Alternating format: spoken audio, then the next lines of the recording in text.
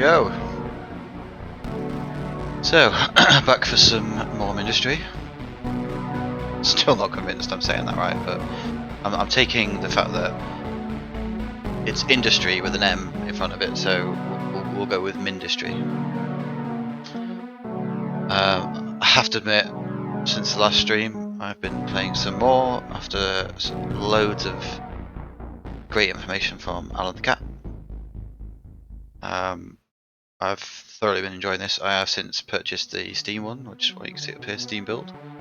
You know, give some money back to the developer, which is just definitely put the hours in. I tried to think how many hours on the itch.io version, but Steam will now start counting it for me, so I'll know how much I've played. So this is, I think, the nuclear power plant map in the campaign. There we go, nuclear production complex. So, as you can see, I'm already 4 hours 45 minutes into this particular one, so there's a lot here. I've been farming lots of stuff. My defense is pretty solid. My setup is so ridiculously complex. I do this a completely different way if I was going to do it again, but I'll show you some of it because, what the hell, it's just good fun. Yeah, and I've got the glaive, so proper pew pew pew pew, so instead of like other mini pew pews. So yeah, I mean, I just should have designed this better. The long and short of it. I'm probably not bothered having this here. It seemed like a sensible idea to put all these thorium reactors right at the heart of everything. I'm now kind of regretting it because it takes up a lot of space, and because the fact that if they're not cooled properly they just go nuclear and explode, take a load of stuff with it, put a load of walls around it, and that's just taking a good chunk. But nice to kind of, you know, to have a beating heart of my factory and everything I've created. So, you know, that's my story and I'm sticking to it.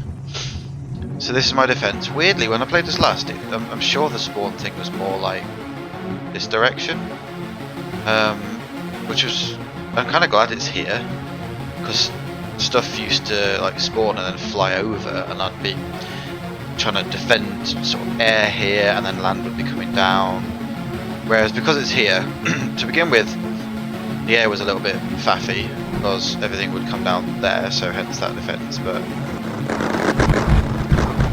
I mean, you can see it just absolutely obliterate everything. Bosses are still a challenge, but waves aren't really anything to worry about. If any air does come down here, I've got this, but it's not really needed at the moment.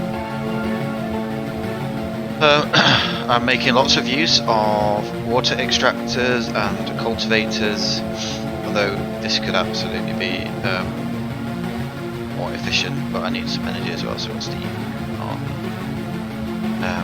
But these are creating oil, these are then creating coal, and we're all good. I did wonder if I could, you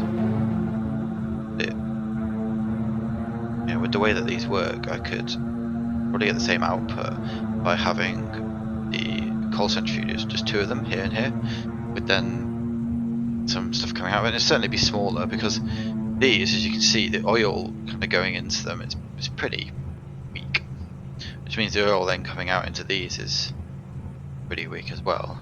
It jumps up, but they're nothing's working at capacity. But you know, these are pretty much, you know, efficiency wise, the water's limited, so they're not storing a lot, but they're running at, you know, close to 100% efficiency, but there's just nothing. Now you can see down here I did this slightly differently here, so I have one spore press, and it's pushing out the oil nice and quick, which is good. Although I'm then putting it into here and then using it in lots of things, plastinium presses and other stuff. But actually, you can see here the production of the spore pods from the water and the cultivator, and one of these is basically able to keep with all of that.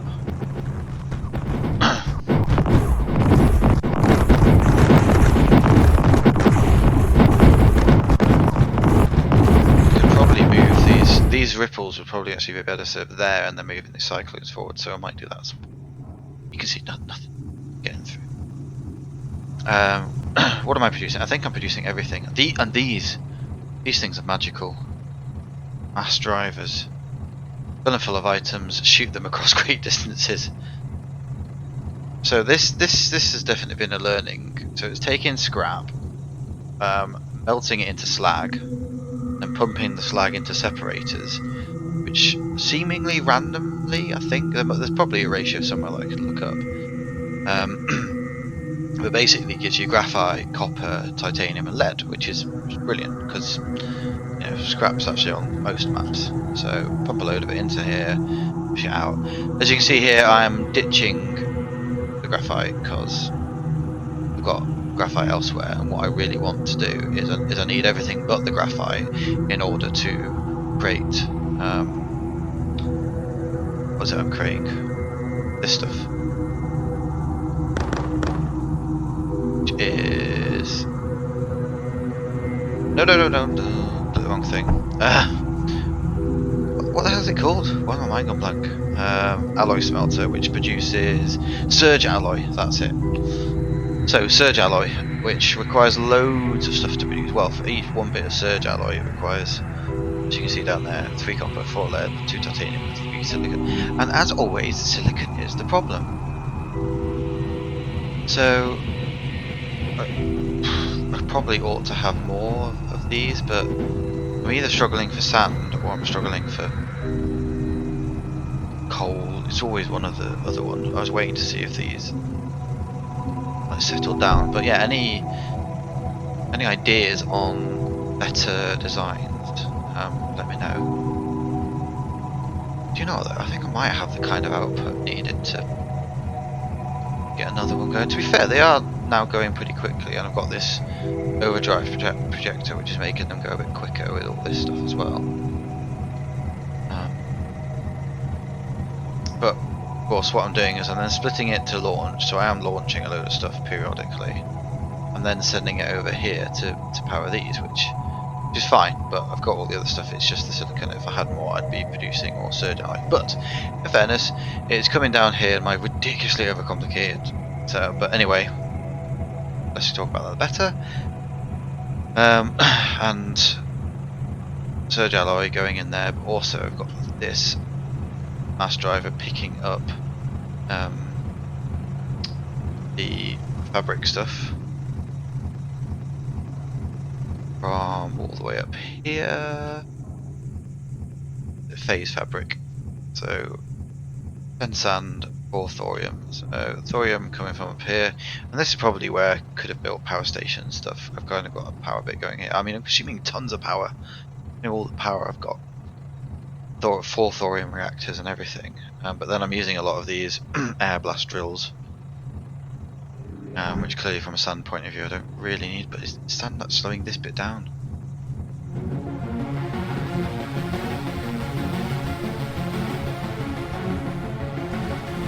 So I'm just looking to see, can I put this in another way? I could probably do a split there, and then push it down into that one. It's really this that seems to be a slow mover, but I could jump across with bridges and then down and then in. No, let's do that. So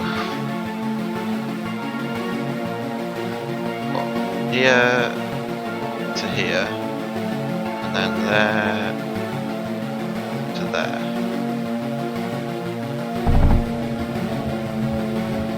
Yeah, that's working.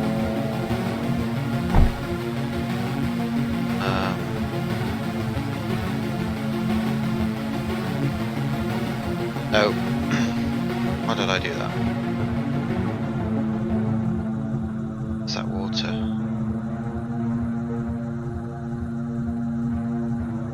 Go there, but the bridge will take stuff. No, let's just not do that. Let's go down.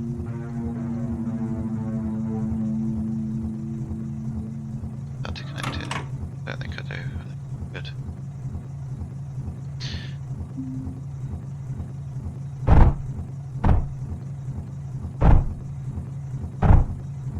So cutting across that one, across here, down into that middle one as well. So yeah, I mean, there's a decent amount of sun now coming through. There we go. Look, that's looking a lot healthier. Because the way the routers are, if one of these gets filled, it will push it down through the other ones. So should be having a pretty consistent input of. Oh look, option to launch at wave 135. I think I can push this further. Famous last words, but I think I've got enough firepower to generally deal with most things that might cause me issues.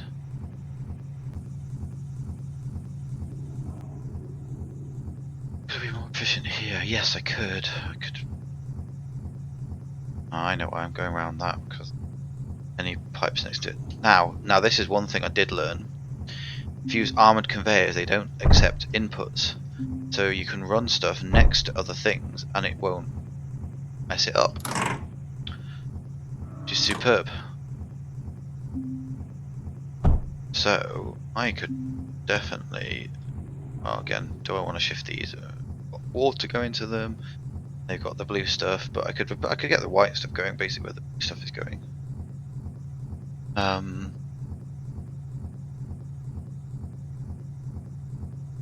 And then have the blue stuff coming in the back here. Yeah, no, I think I'm going to do that because these have got crazy range, whereas these won't start firing until stuff is basically on top of these laser beams. Lancers. And what I will do at some point, I've unlocked the laser walls. Now, the description really intrigues me here. Looks most bullets on impact. So, will they just be like, I'm not taking any damage, at which point my menders should be able to mend them a lot better. Whereas the surge walls, durable defensive block builds up charge on bullet contact, releasing it randomly. Now that could be fun to watch. What I've got most of, 1.8k, 3k. Well, but I think it's because I started building. I feel like looking at these rates of production versus the amount of phase fabric that's coming down, it's probably got to be the phase fabric ones. But I want to see the surge. I want to see the impact. So let's just do this front row. Let's just see how this charges and fires back when we get another wave in a minute or so. I'll take the opportunity, I think, to swap these around as well. Yep. Let's ditch these for the minute. How is this actually going to work? Yeah.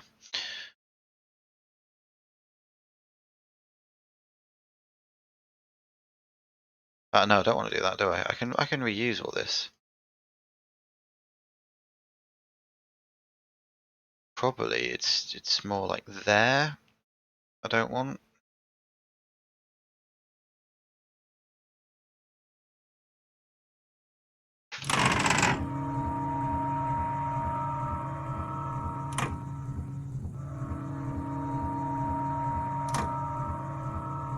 What I'm gonna do, just because I'm lazy.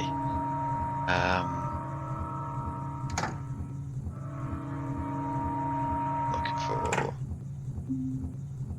incinerator. Just burn all this stuff away.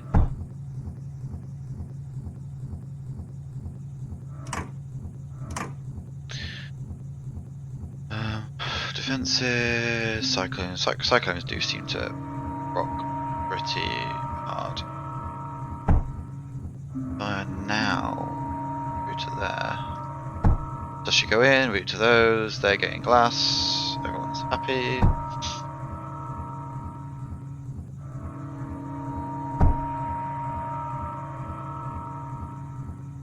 You can just one of those.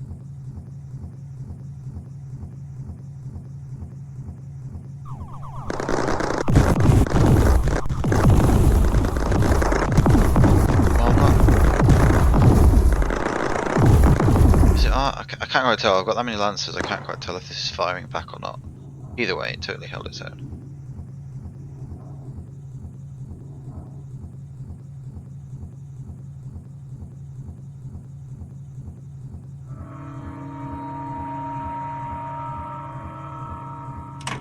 I think I might leave those there, you know.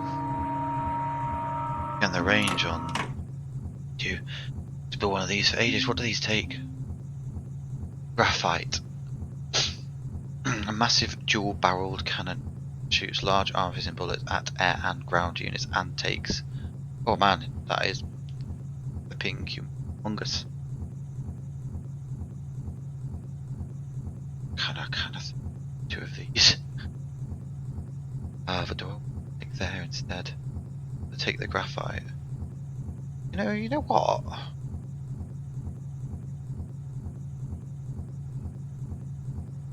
I'm having a.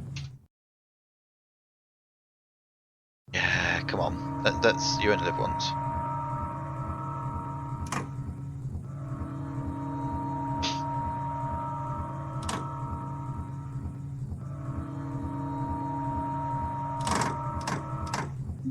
Spect. I mean, even the name just seems badass.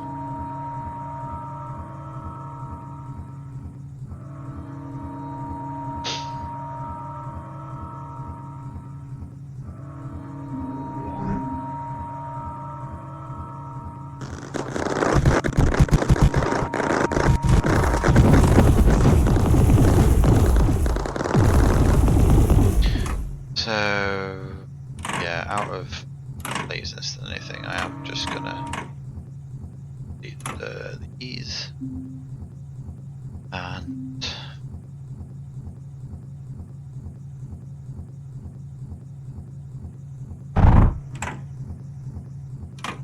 that's gonna.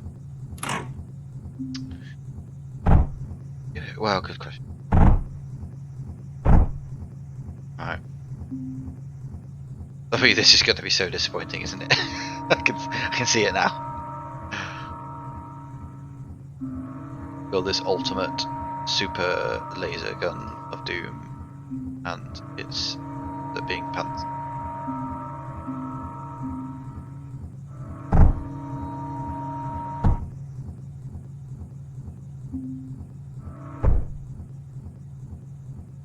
Okay, let's see if they live up to their name, shall we? So, I mean, it's the biggest gun I've been able to build. Bigger than the Ripples. Because, yeah, it is literally the biggest gun seemingly available in terms of squares that it takes up. Now, but should be filling it full of thorium because we've got quite a bit of thorium. But we'll see how it works with graphite for now. I mean, they're still huge cannons, and they are air and ground units, and decent range on them. I reckon I can fit there as well.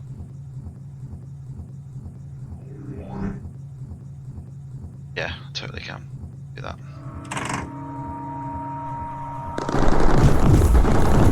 Looks like a flipping machine gun.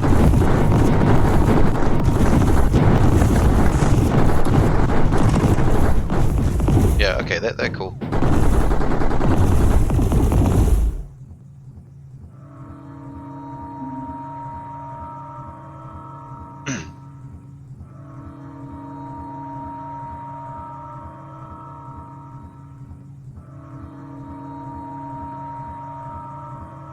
So I'll see about the thorium, but for now I'm happy to send.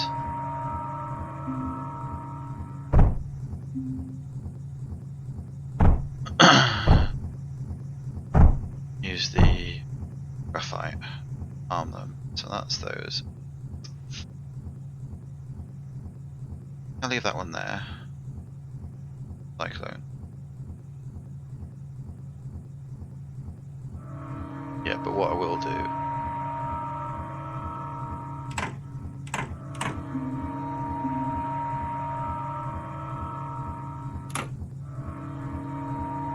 Bring these through.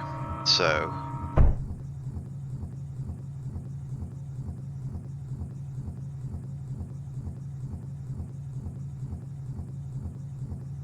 Function.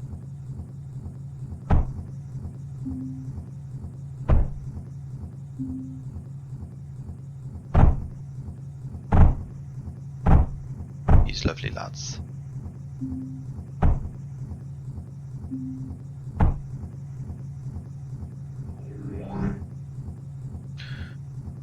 Okay.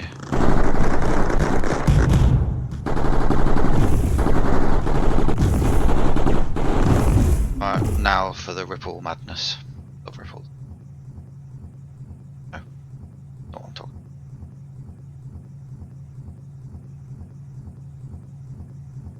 No, I'll keep them there. Oh, oops. See what I did there? Not clever.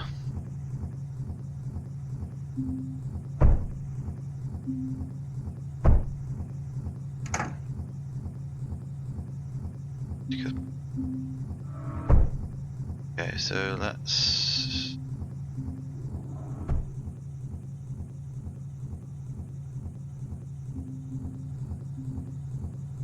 Only a small amount, don't mind.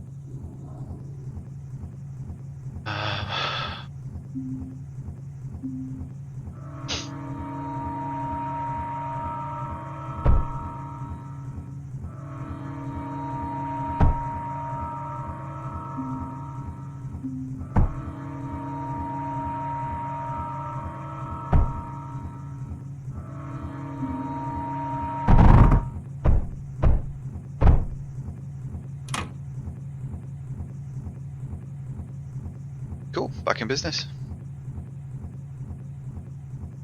Get a Mender projector there, just in case. Walls, gaps.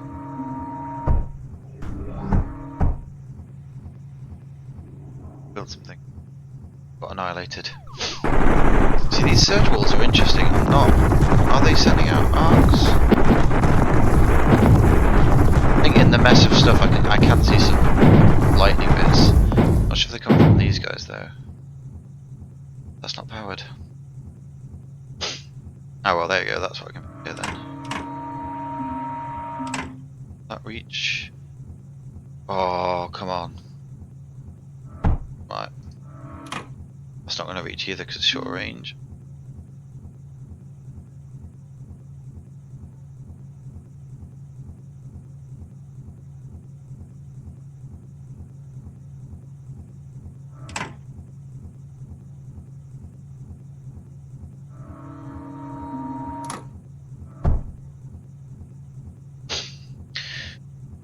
That's a bit risky.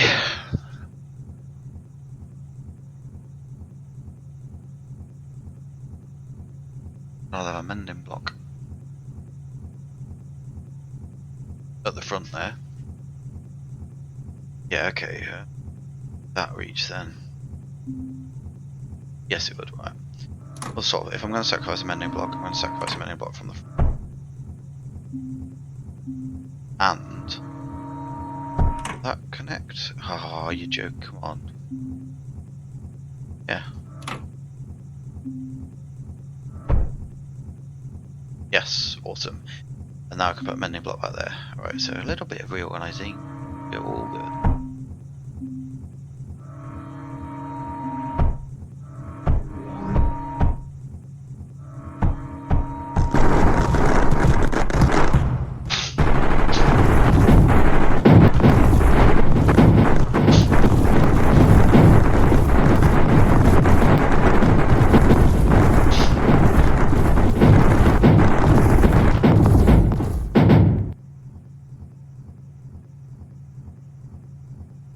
Yeah, I think I'm fairly happy with that performance.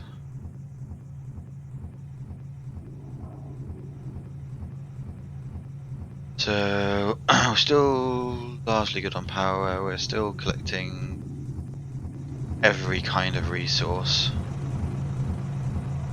I'm maxed out on silicon as well. 2k phase fabric, 1k surge alloy. I'm not really sure I can use my surge alloy output other than not banking the extra silicon. Where's that going there? So that overflow splitting out both sides, one feeding this, one going to launch. Tell you what, let's 24k. Okay, I think we'll get to a point where I really don't need to get any more silicon, especially with the 13 I've got, so I can focus on increasing surge, alloy, and phase fabric.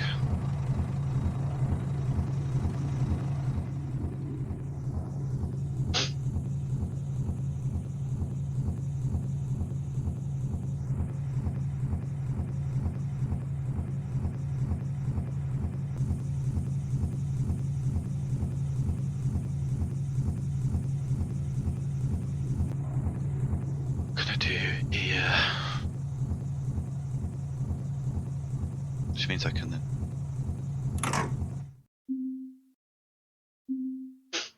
0.93. Okay. That work. Let's see if I build that and it powers that. Will we see stuff coming through? Yes, a little bit straight down.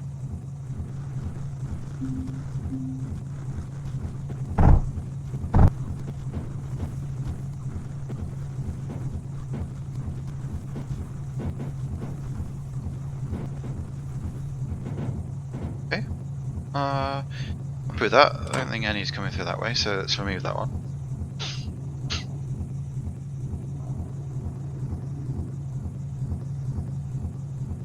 Yeah, I mean that's pretty much right. So this one, this is what we could improve on.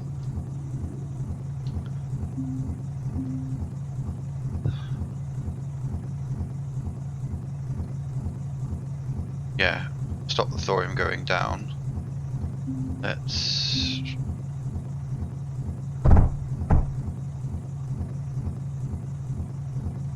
is that key wording there? Not accept inputs from the sides of anything but other conveyor belts. So you can join conveyor belts into, but you means I can stick this laser drill right here, and it. Oh man, I was wrong. Okay, this is solvable. Luckily these things take sand as well, so it won't cause any major problems. I'll just go around the other way. It's what you were all crying out at me. Just go the other way, and you don't need to worry about that anyway. If I go a bit further out, can I build another? Yeah, I can. Be overkill though. Yeah, let's just do a laser.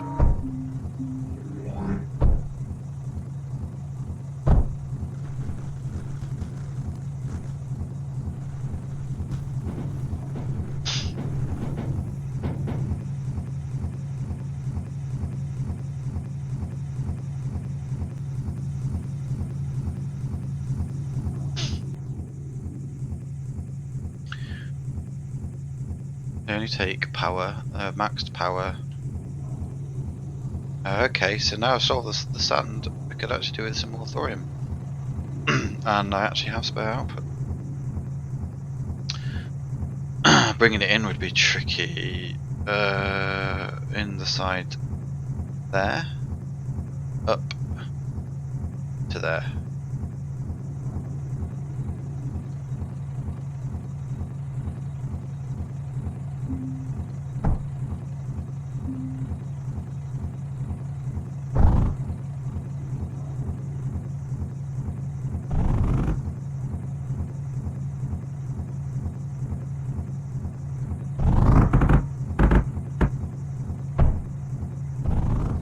Like the longer I play, the messier things get, as I'm learning new ways to try and improve the efficiency.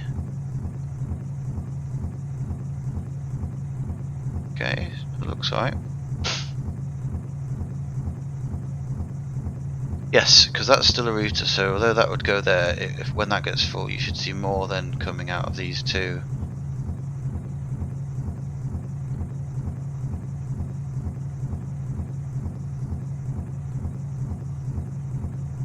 Yeah, look, backing up across them all. That's good, we like that.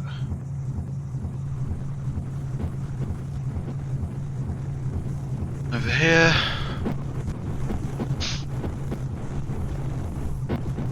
Oh, broke through. Okay, we've had fun with the surge stuff.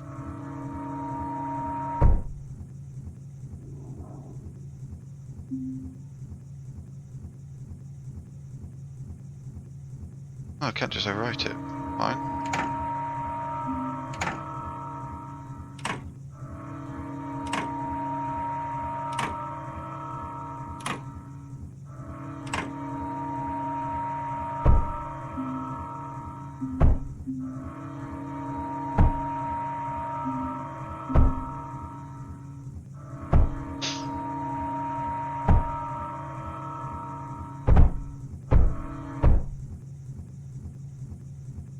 More power. Power!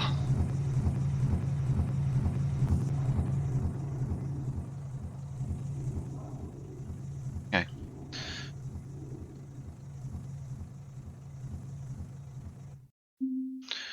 Steam generators. I might totally be missing a better way of generating more power here, but I'm just gonna...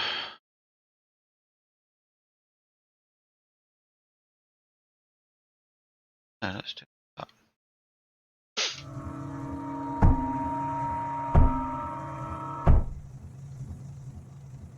Yeah, quite clearly there's spare.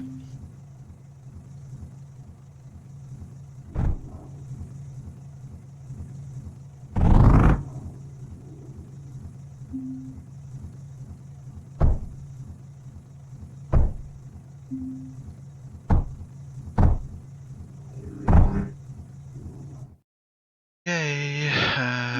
Now some pipe work.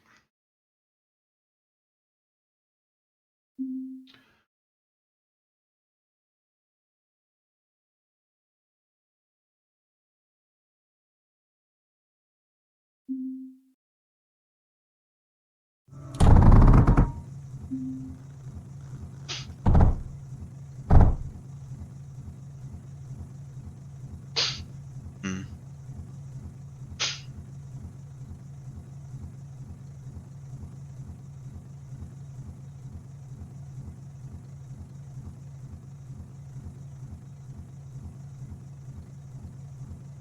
Well, let's stick a constructor there and there.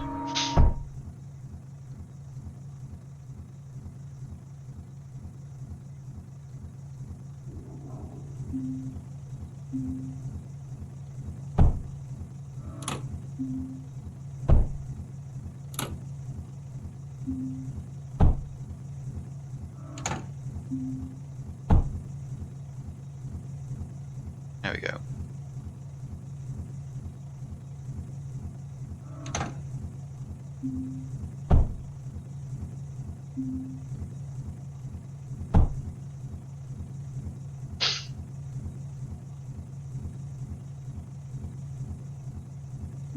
In fact, that would also make a whole lot of sense too.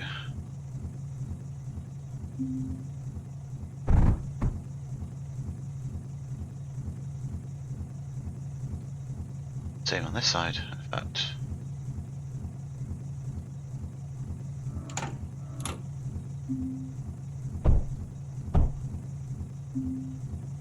I do like routers. This game's clearly had a lot of thought put into it, because there's so much of this that just really works.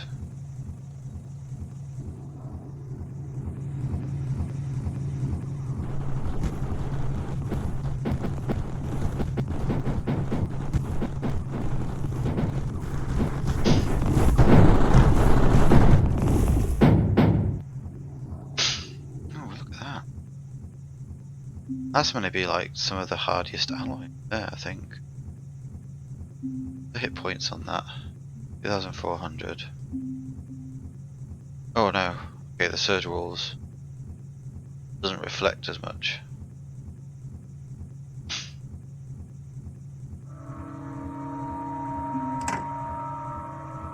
Alright, let's thorium it up, and then let's put some surge alloy wall front. for the majority of it.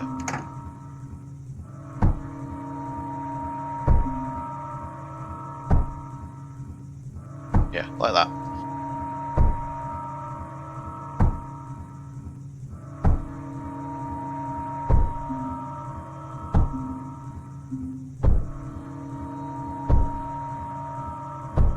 No, I just don't need that at all.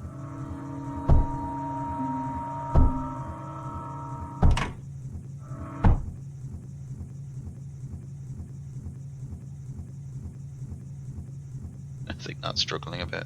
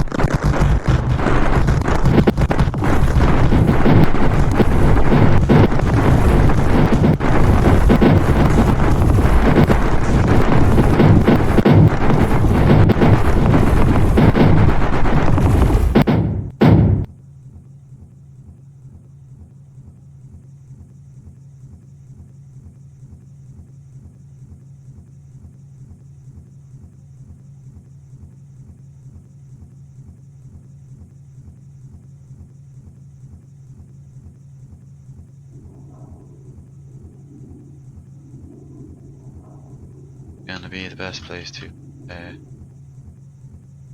easy my job, because that's what they're called. It's got to be there.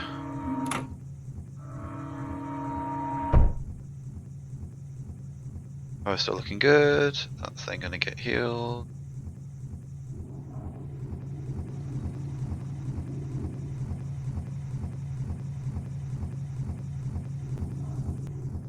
I would feel the ripples were just a little bit more effective at wasting these things. Concern is they will kill stuff.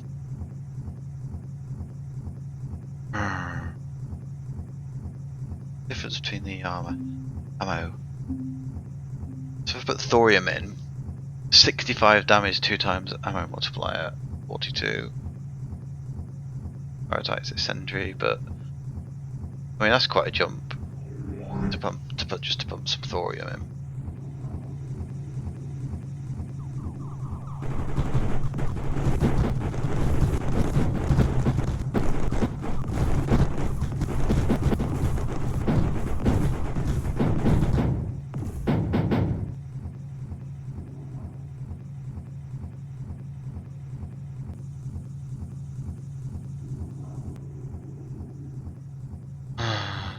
Decisions. We could put a row of these in this gap here. Ditch the water, which should make more space. I mean, what's the water doing actually? Water 1.4, so that's quite a decent fire rate benefit.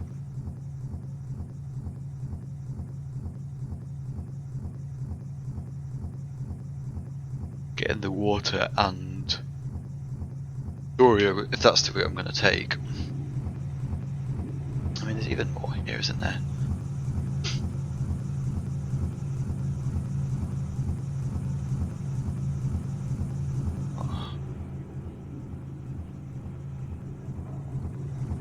Alright, laser drill there.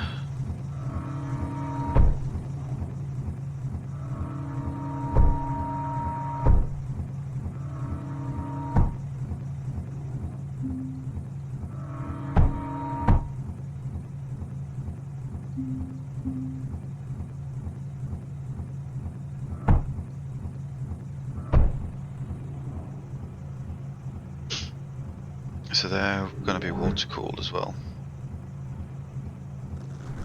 Should increase the speed. Bring that down.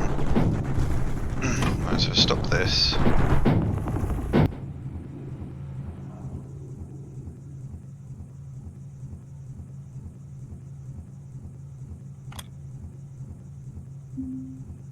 Unload anything. as they take both forms.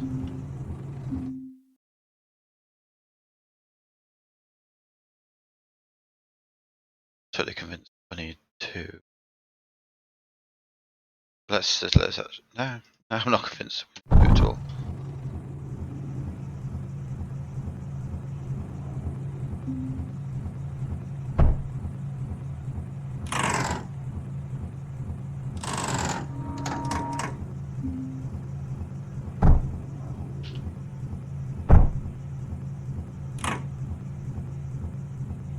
I'll leave it there. Might be useful.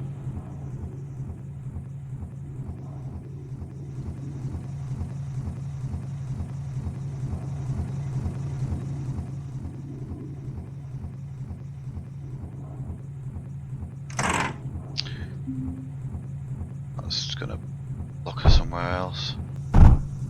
Really?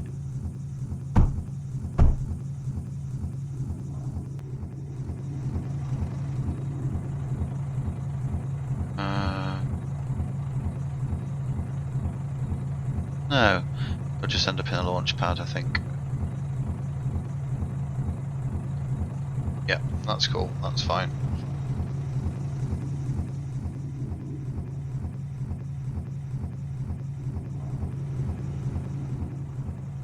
Brilliant. So they're now going to be full of thorium.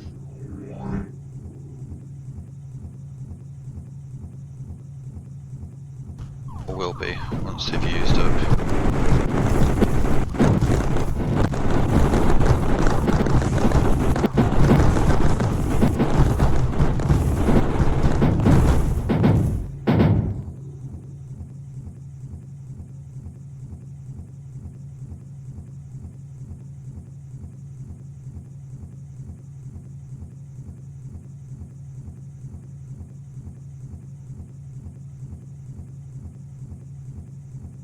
Oh, that's not good.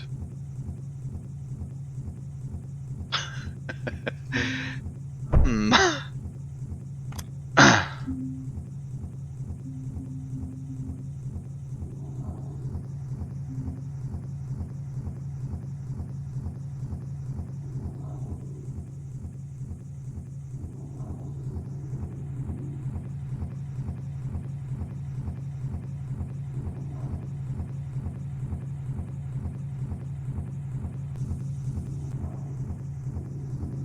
You know, I could just fill that up with both and then use a separate unloader. Oh, will that work? So that one graphite, that one thorium.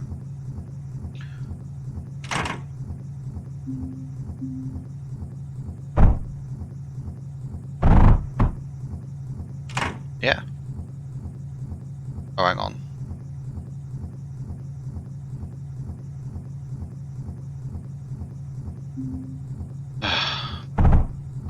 There we go. The bloody glass I'm getting from that one. Excuse my language.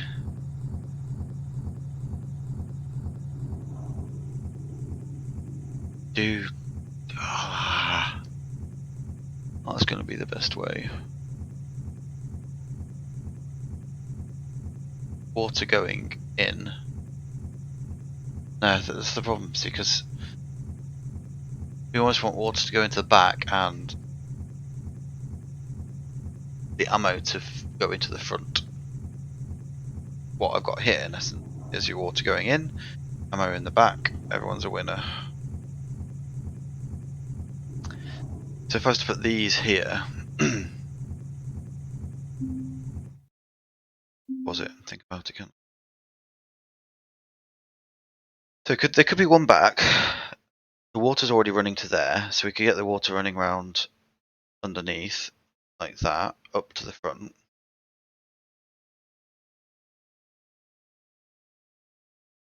Then the ammo, 2, so 3. Water coming into the front.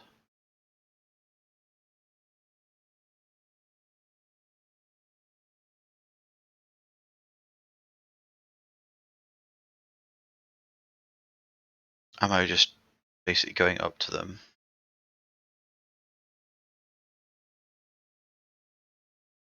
Definitely not my Mender range.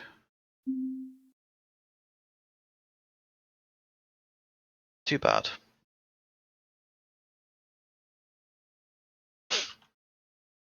I'll put them instead. It's slightly safer option.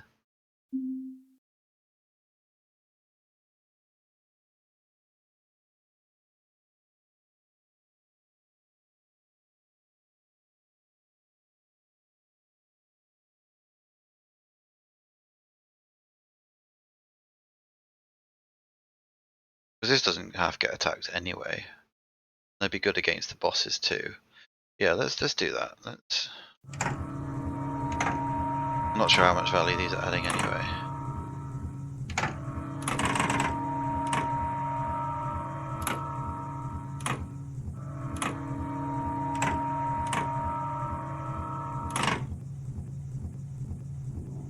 Just push that wall to there even. Sticking out. Let's stick with the plan.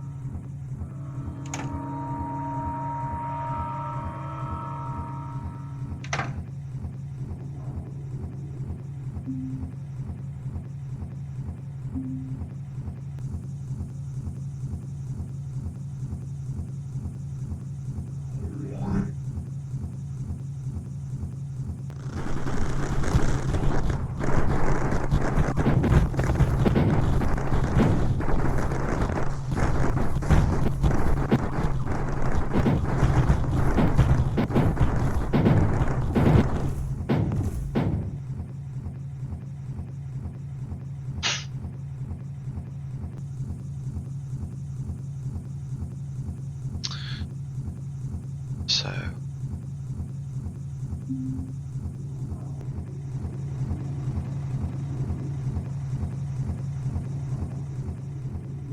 that, so we know it's not being used for anything.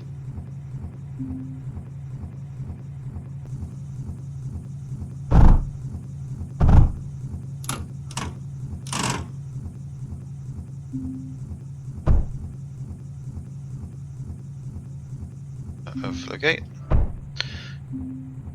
Straight into there and down there. Brilliant. That will now keep 1,000 of each, which I did not know.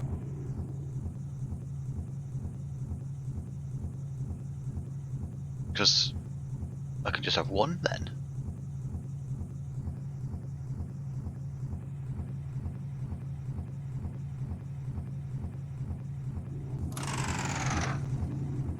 Anyway.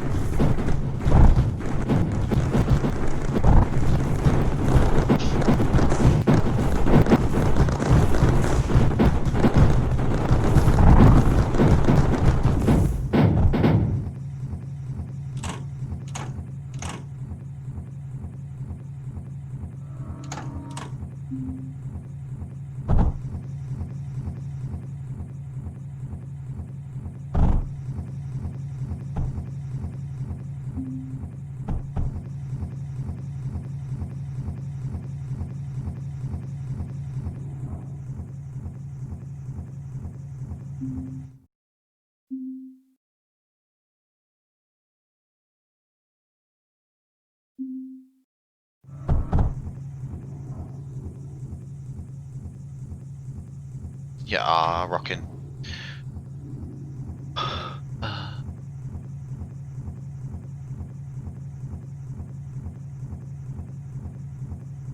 Pump somewhere else. I could put one in there.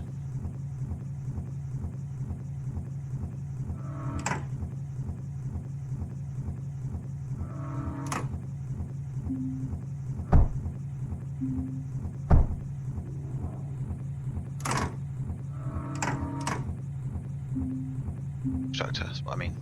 You knew what I meant.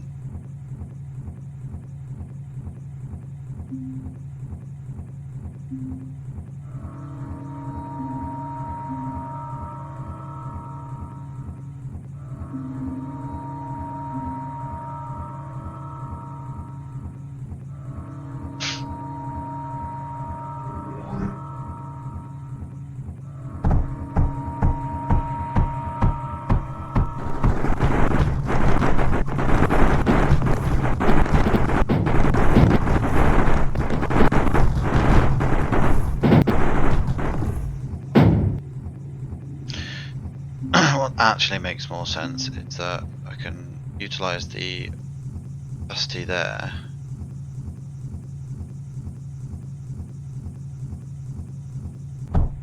But that won't take thorium. Nope. Here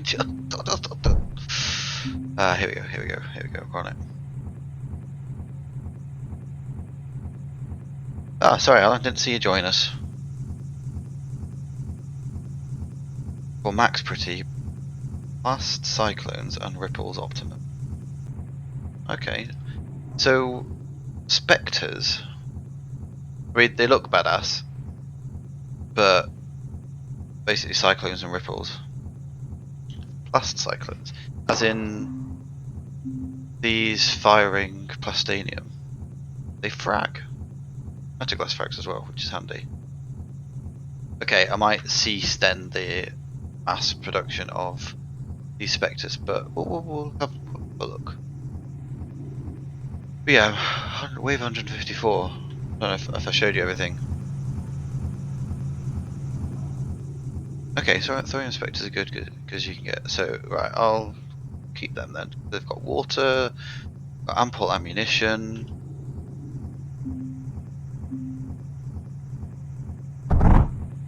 Looks cleaner.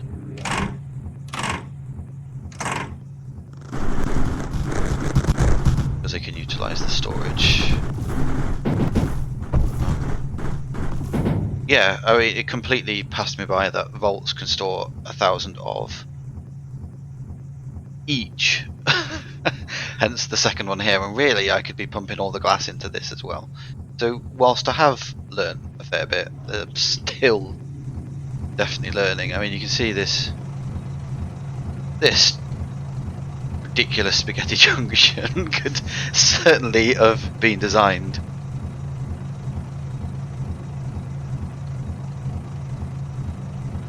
Okay. Yeah, this definitely could have been designed. I'm not gonna particularly call it logical.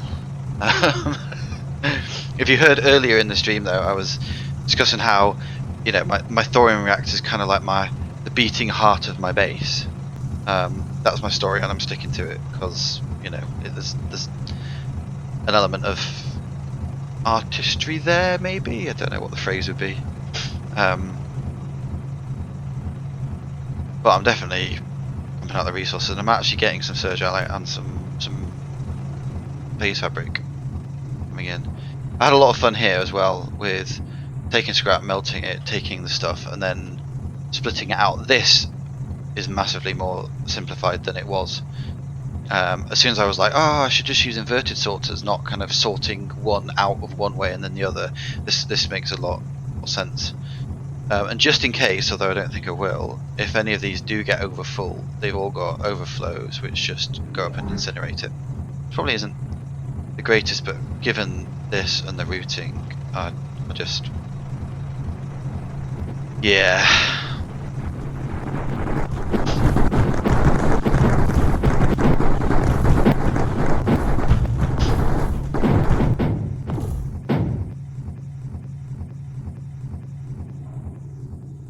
Yeah, I need more here. So the lancers seem to... I had lancers at the front here, but I removed them for these guys. But these, no, I do like these spectres.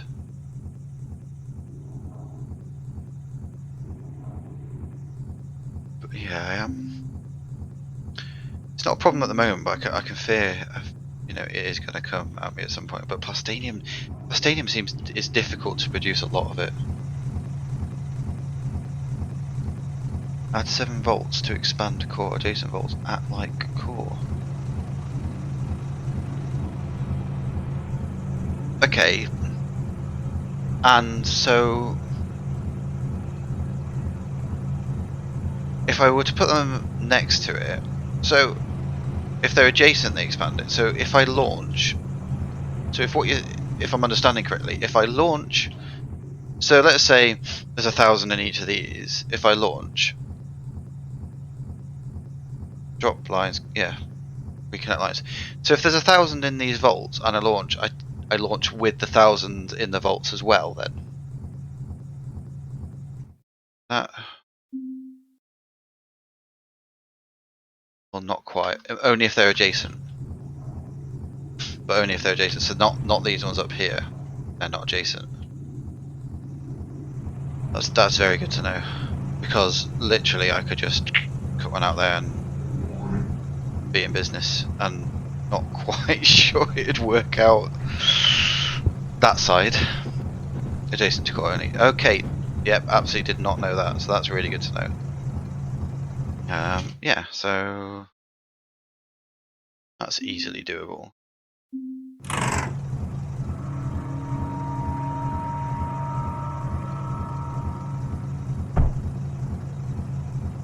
Oh, hang on. So you literally get the addition, which is why the copper is now filling in. Clever, I like it.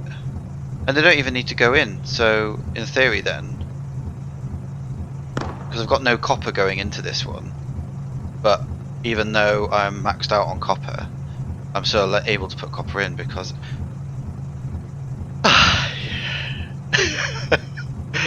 that definitely would have been useful probably about 3 hours ago. Probably in fact in an entirely different round to this.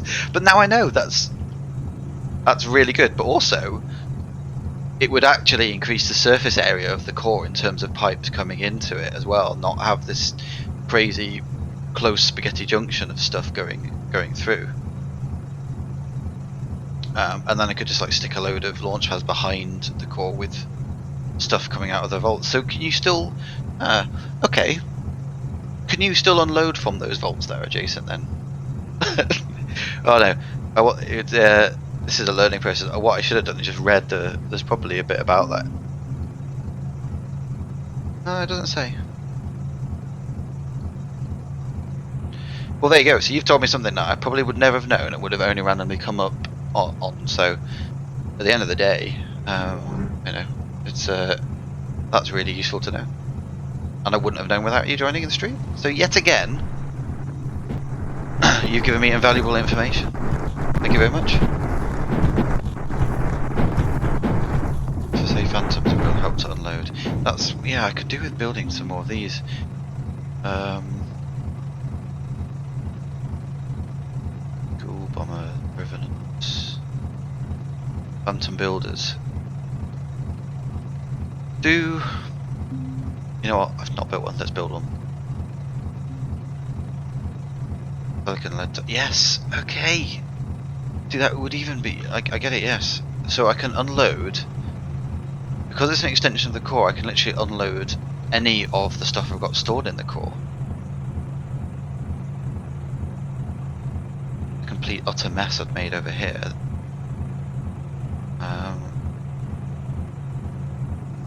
Rewrite that power node. Can I unload from the core then, or is it just going to be? It's just going to be the bolts, and that makes more sense. So I can't. I mean, let's just see. For brevity, I need to find some of these things out myself. Okay, I mean, I'm totally going to block things up, but that's amazing. I mean, that makes sense because actually, I can click on the core and I can select these and load them into my dude, which I've upgraded. Look, I've got the glaive. The glaive, yep, the glaive ship pad. This seems to be the better of the flying ones. I prefer this to the mechs, because the mechs just get stuck on stuff. Flying around seems better. That is genius. That is going to change the way, probably not for this one, but that's definitely going to change the way I build stuff, knowing that I can add volts and knowing that I can just put unloaders in the core, so I can just front load everything into the core and then build unloaders for certain materials. I mean, even here it's so much difference. I've had to put this routing in from an overflow gate, which is still good because really I want the core to be full and then to launch it, but actually I could just have everything plow into the core, then some launch pads behind with specific unloaders for the stuff I want to unload and launch. And if I've been unloading a certain type and I've got a load of it already launched, I can then just, with a click of a button, swap the unloader and say, right, focus now on dumping out a load of lead, or making sure I focus on plastanium, whereas all these overflows that I've got then routing back round is just adding a load of conveyors. Phase also, yes. Yeah, I didn't get phase fabric until quite late on. This is one of the last things I built, was this setup up here for kind of power and then mining the thorium here and then pushing it into these. But if I got that sooner, phase gates, I gotta admit though, I do love these things. I mean, they take quite a lot of space, but they're just nice to watch. Just shooting across, it's like kind of high-speed trains, but flying ones. They remind me of the unit cannons from Supreme Commander 2, I'm gonna say. I don't know if you played that game, Alan, but even look a little bit similar, obviously, you know, 2D, but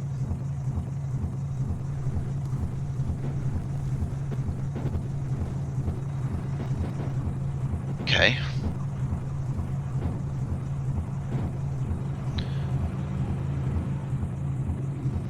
You know what, yeah, take that on board.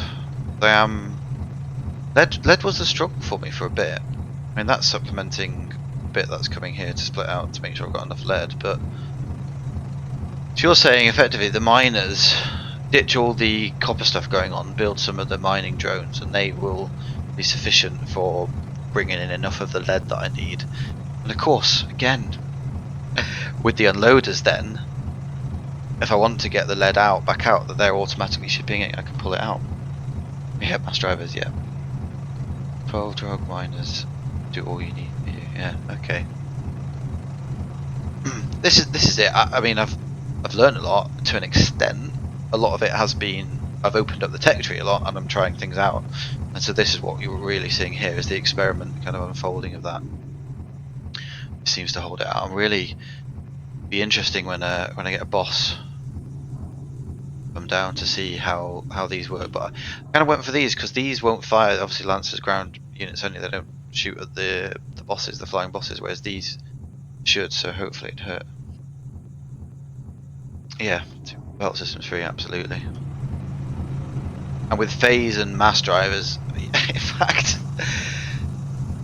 I can imagine a base where I'm basically just pulling everything in, and then with vaults and unloaders. Oh, here comes a boss. This is going to be a good test. Boss is, should I say? 4. 4 should be acceptable.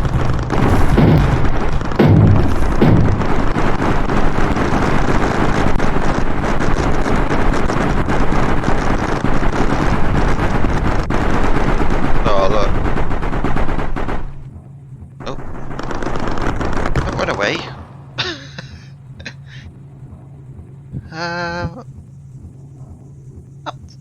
That went reasonably well, I'd say.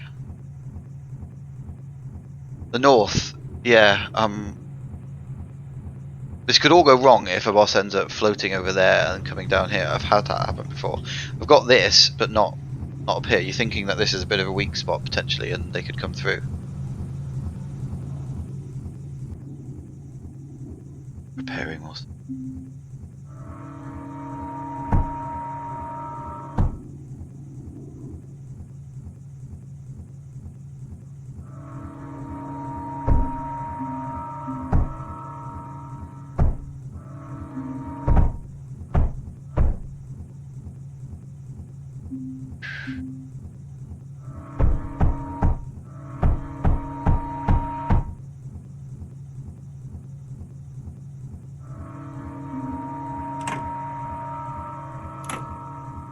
And then I would be in serious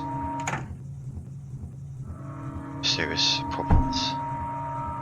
Even just one boss just takes ages to kill. You end up just manually having to fly around the back, shooting at it, which would probably be easier with this glaive, but it doesn't do that much damage. Wow. Okay, this is we're getting an awful lot of units now.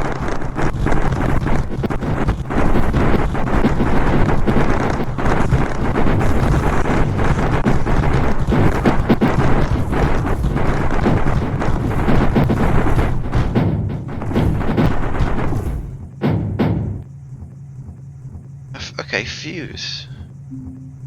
I didn't get the impression they were anti-air. Allows 3 close range energy turret fires 3 piercing beams at enemies. So they can fire for anti-air, even though. So they're not like lancers that are stuck to ground, because they only fire at the ground, don't they? Lancers, I don't think they fire at bosses. Or have I got that completely wrong? And they do. Stay boss, AA, fuse are good. Okay, let's. The graphite, which I've got a reasonable amount of. Split that, push it up there, and with some fuses. I'm thinking I might shift some here, then put some there. We should have it covered. Amazing, eh? Okay, I'm in. That's told me twice. Graphite. Fun if. Don't need all of this then, really. So I could go kind of lancers, spectres, then sort of fuses somewhere around here. Cheap ammo also. Yeah, graphite. Not like thorium or metaglass. A lot easier.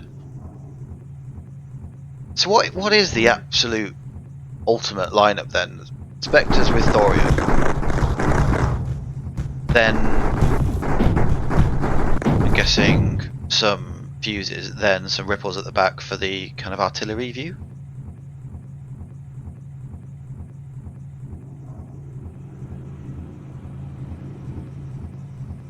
Back or front line, okay.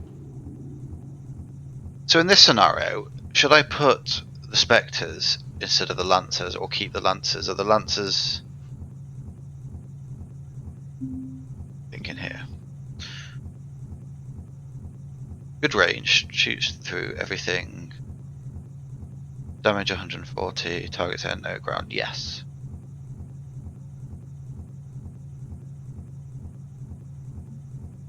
Whereas spectres,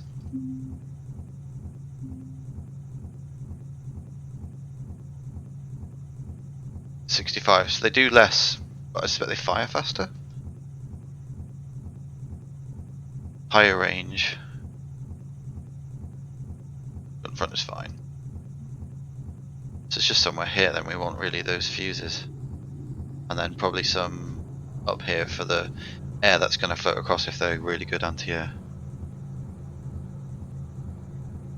Apart from the North AA gap, yeah.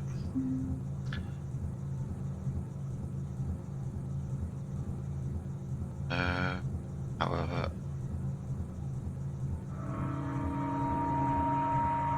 let's do.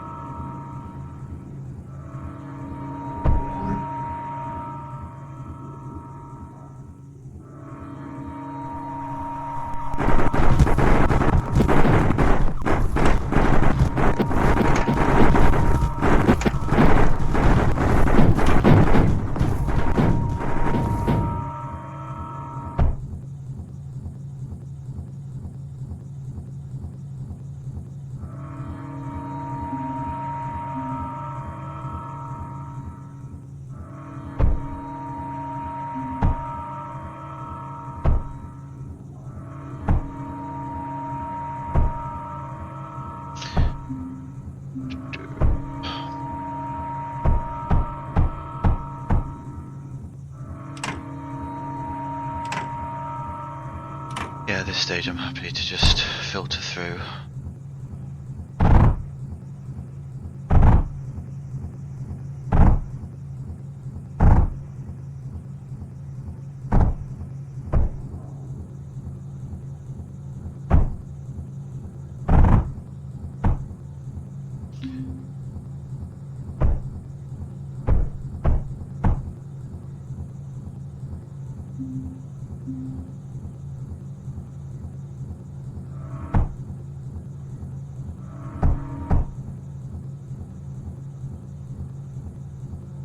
We're going to liquid go into them. I'm missing out on huge amounts there. Yeah, 1.4 fire rate. I'll leave it for now because I'm plugging the gap. I'd rather have something there and then improve on it.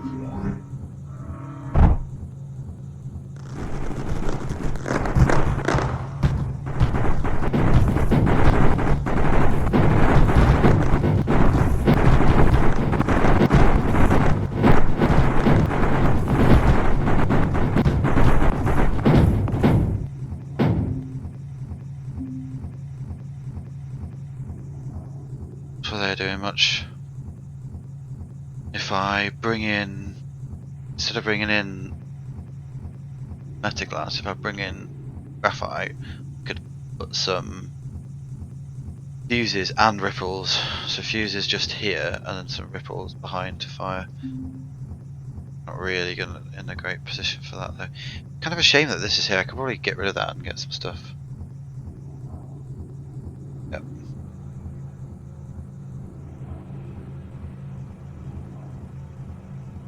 You're getting carried away. Yeah.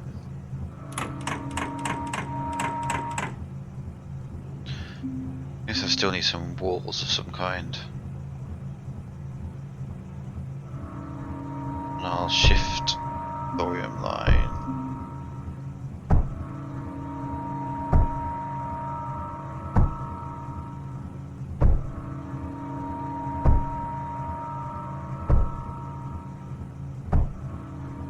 Give me a bit of space to work with.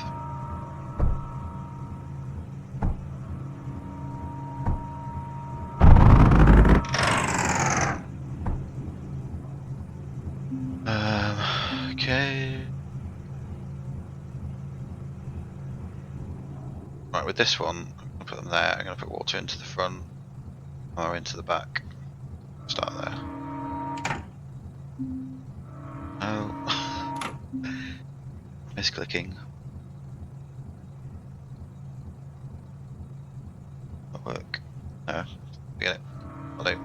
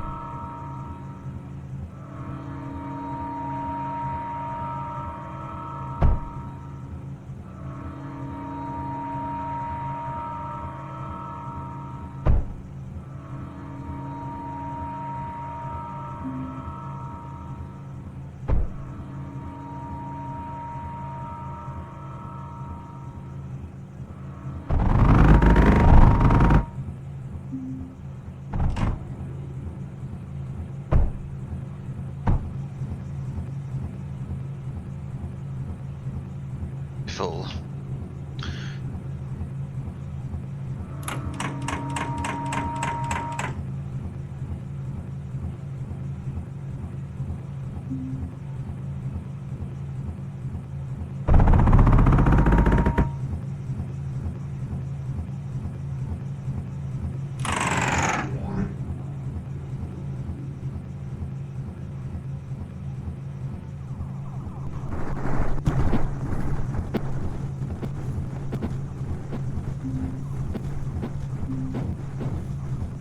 No drills, there we go.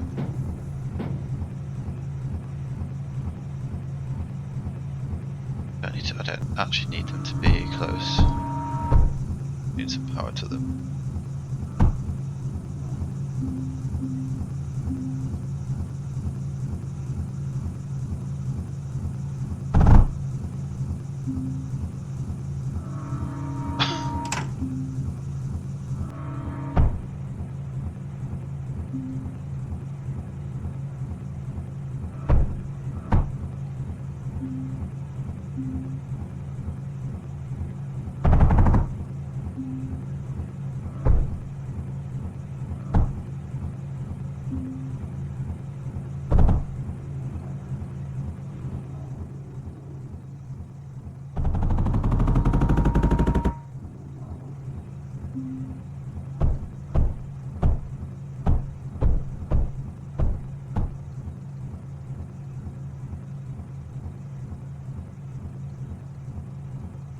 Ah, to the thing of beauty.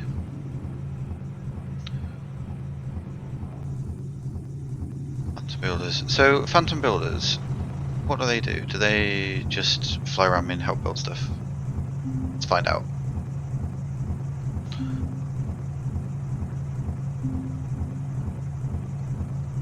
Lead silicon. Need some of the mining drones as well. What do the mining drones need? Not a lot really, do they? If I remember rightly, yeah, copper and some power. Absolutely, just get some of these.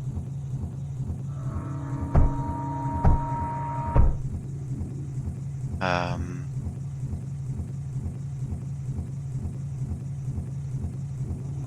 could just siphon off some of the lead.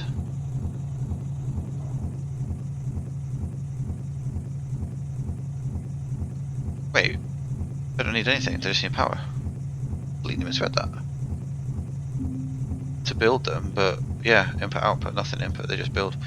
Oh, okay, why have I not been using you more often? La la la. Alright, that can definitely solve the problem, so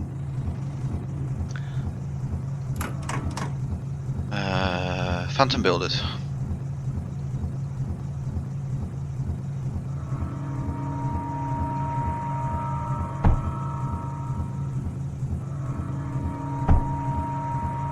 I'm gonna regret that. Need 3.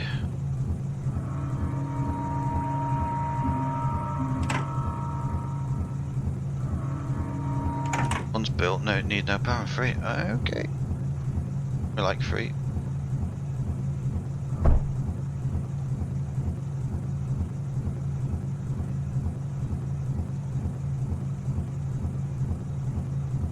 So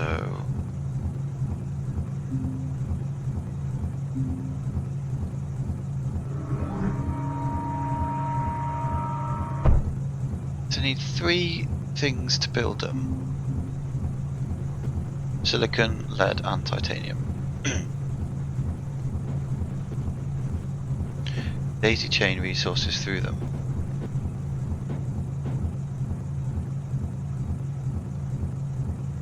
Wait, so you're saying if I, for sake of argument, 1, 2, 3, and I go, I want silicon, lead, and what was the other one? Titanium. But then do something like this.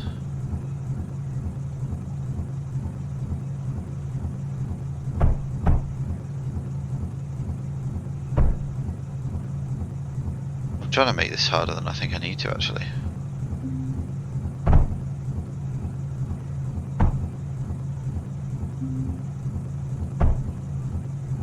Yeah, that'd work. So if I...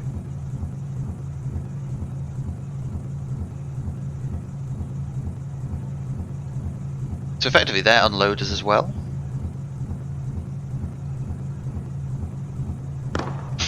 So...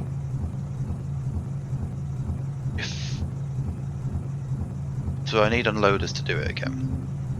You're saying if I do it like that, and then titanium and lead, got another phantom builder there.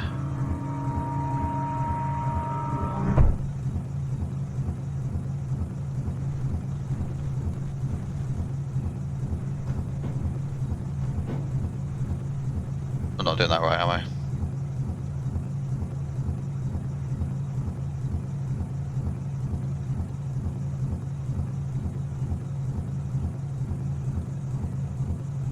Unload from one to another if it all drones.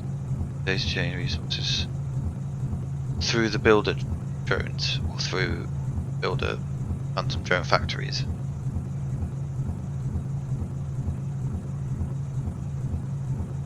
Add unloaders to drone.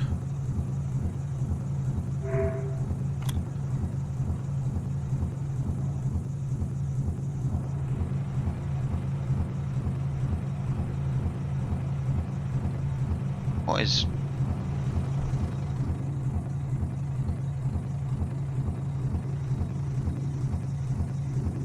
Is it rebuilding stuff that's got blown up automatically?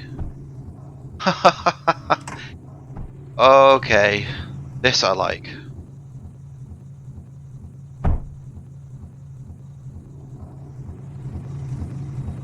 Not that I needed that. That I don't actually need, so thanks drone, but... Add unloaders to drone.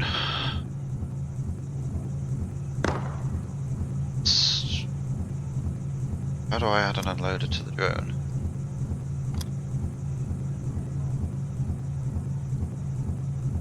I must be missing something here.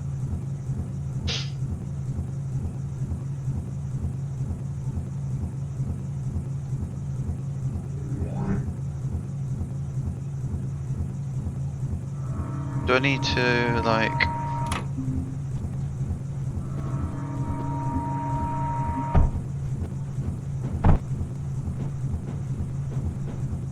Okay. Mind officially blown.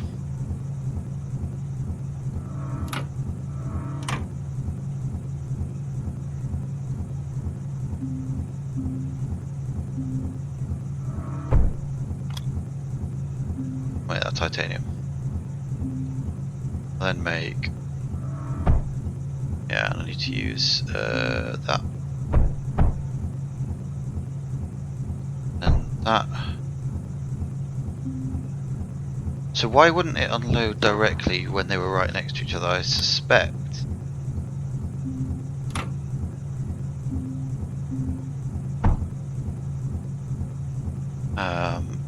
In all honesty, I can just put a router there for this one.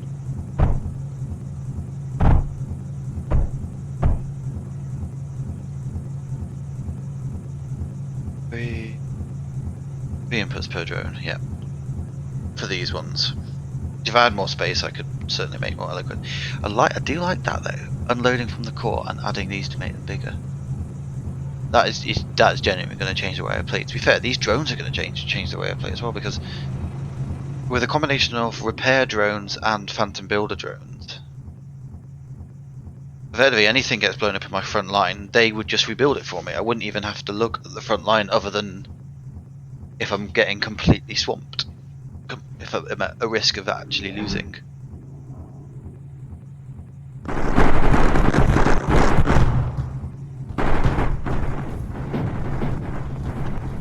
I got two of them now. Speaking of which, right. So let's ditch that. Ditch this now.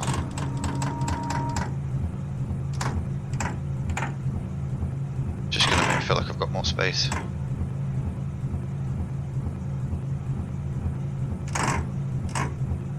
Because I've got the minery dudes.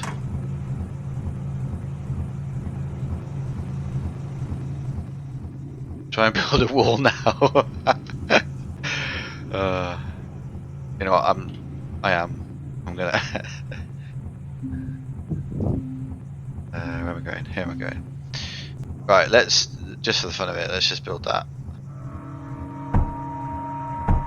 Okay. 12 minimum. Yeah. Yeah, that's much quicker. And then if I. Yeah, so everything just works quicker.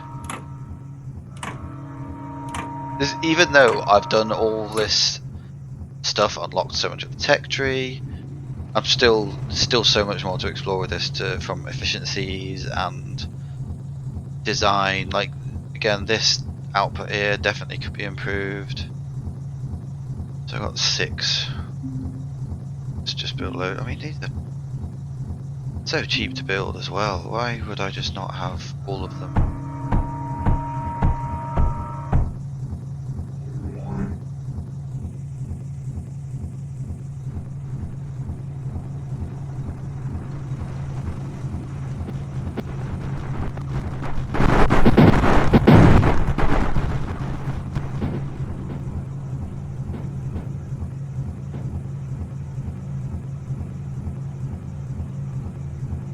Got all these guys.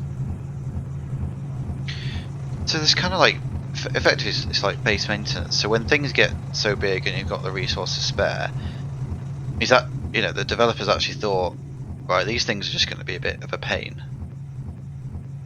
You know, because you'll start off with some buildings, turrets, you'll then go, you know what, I can now build better ones. So I want to delete some stuff and rebuild some stuff. And that's going to take time.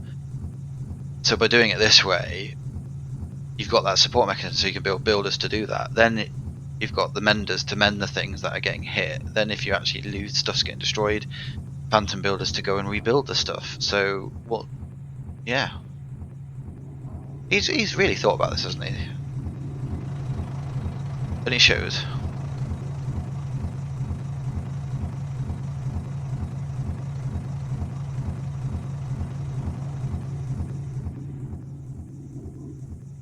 Some meltdowns. These are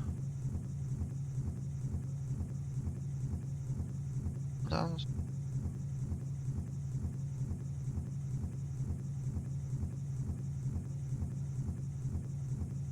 Scorches.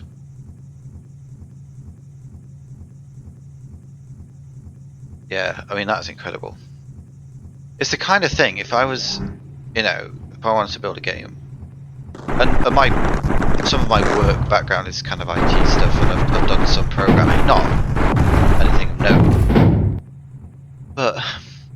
But this is the kind of thing I'd want to build myself. You know, something that isn't like over the top graphics and all the fancy stuff get now, which is good. But you know, it's like a focus on gameplay. It reminds me of like old games that I would play where the emphasis is on gameplay, not just on everything.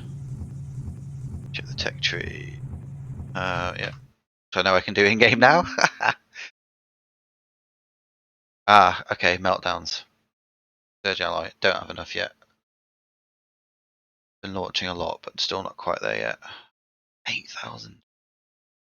Massive laser cannon charges and fires a persistent laser beam at nearby enemies. Requires coolant to operate. Sort of coolant. Okay, water ore. But no ammo. Just water or cryo fluid. And then, so effectively, they're the upgrade to Lancers in essence, then? Especially with cryo fluid, 2x3.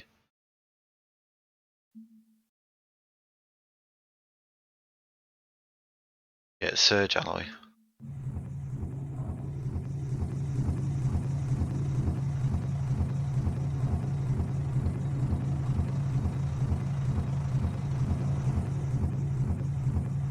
Oh, because I'm full, they're not needing to. Not mining anything.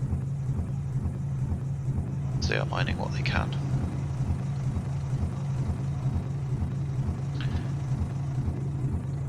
So silicon, well, I've got more room for silicon production now.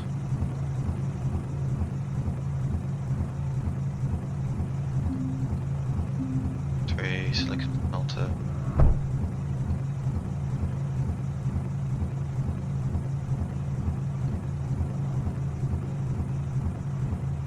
Okay, what should I do for the metal glass? I think I'm going to stick a router right in front of there.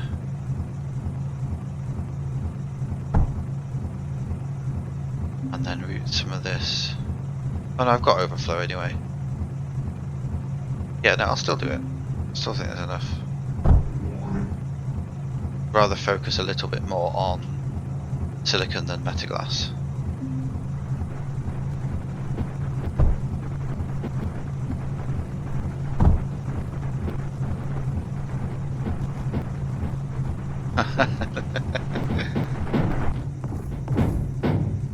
Oh look, that alone is just a beautiful thing. Yeah.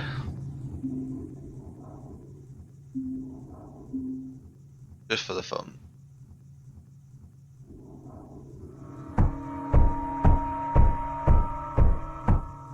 I mean, what I should do as well. I mean, the builders will end up getting themselves killed in the process, but I could probably build a big chunk of copper wall in the landing zone. Every time it lands, it will get blown up, and then these guys will come and rebuild it, which will just constantly keep them busy. It feels kind of evil.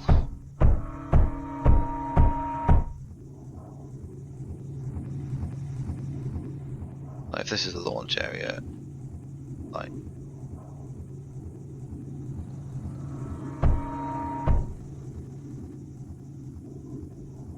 well, let's just zoom out.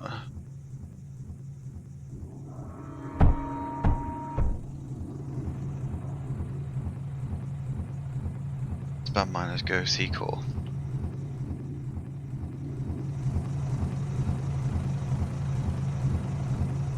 C-core. Oh yeah. That's totally cheating.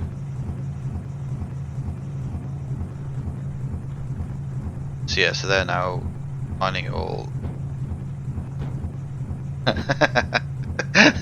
They're mining from that. Why are they all picking that one tiny bit of copper? I mean, not that it matters. I just find it slightly amusing.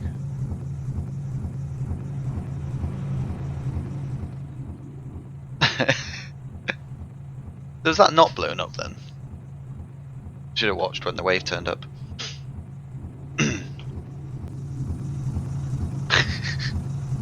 It's like just huddled around this tiniest piece of infinite copper, as opposed to spreading themselves out. Like that. Right, so that's. What do we think? We think that's enough to kill the boss? I kind of haven't seen these things in action against the boss, to be honest. I feel like a second row, just to be on the safe side. Well, because I've got a load of resources.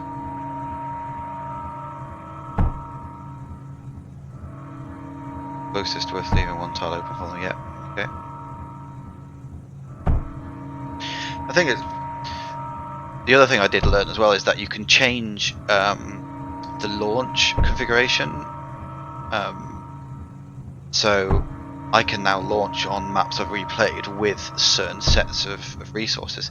So in theory, I could make sure I've got enough to build. Like, you know, the first thing I do, instead of building loads of copper mines to make sure I've got an influx of copper, just have enough stuff to build 12 mine drones and some power to support them, of course, because need that, and then be like, right, cool, don't need to waste all that effort and time building the mines near the core to keep that coming in. Yeah, look. So they did pop, but as expected, my phantom builders got nailed trying to rebuild them. But I might just get rid of that. Feels like they're just going to die all the time and rebuild. And then the mine drones, it's kind of pretty.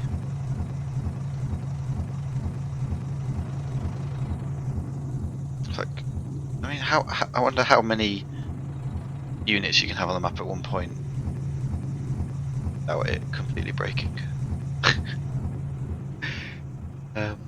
Also,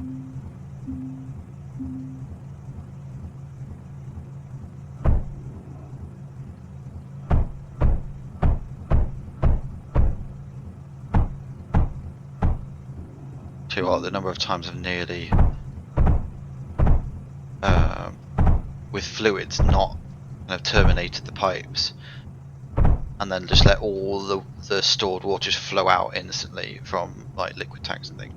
And that was fine until I did it with thorium reactors and cryofluid, and then the thorium reactors didn't have any cryofluid, so I quickly had to stop thorium going in, otherwise it was all going to blow up.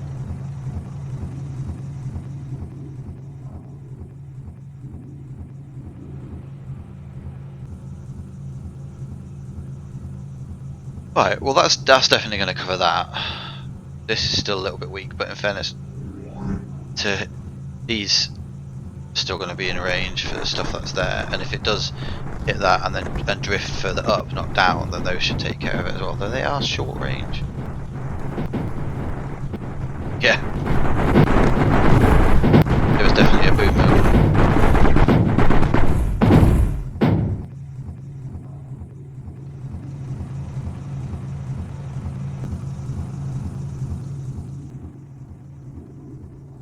My phantom builders are giving up.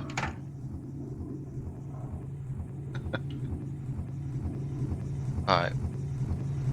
Plenty of stuff coming in. I think I'm probably going to be ready to launch this soon. I think I've got... I mean, it's a shame.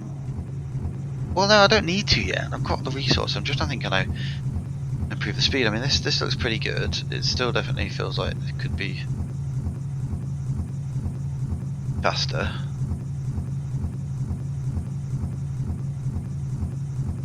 Yeah, because that flowing into there should make them flow back out, and it should spread, so it's still going to be as quick as it can.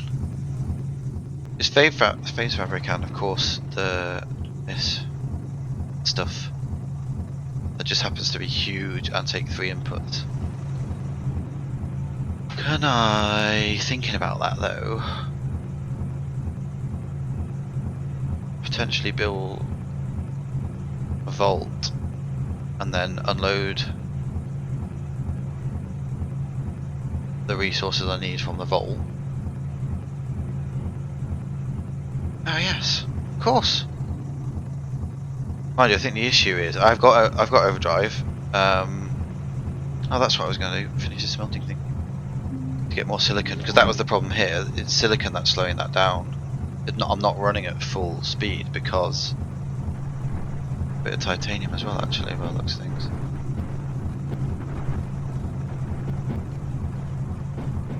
Well, it should be.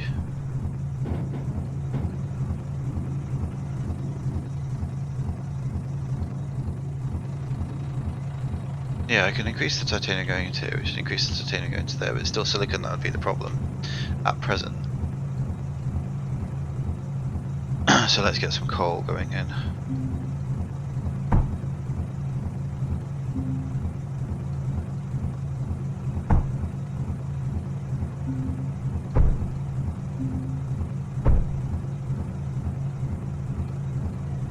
Ah, is that overdrive in range? Yes, but not only to unload straight into the... Yep.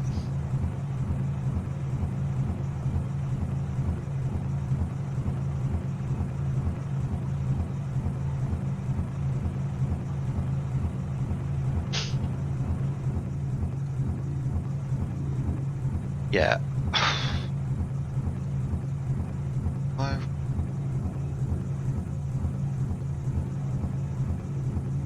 Going in there, launching titanium. Yeah. Just do it.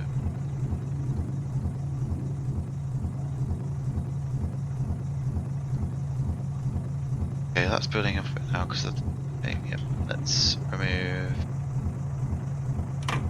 that. So what I've done here is I wanted some titanium coming down, but I wanted to slow the process down a bit. So by routing, so effectively that splits it in half. So half that way, half that way. So then splitting that one line in half to put some back and down there because I didn't want too much.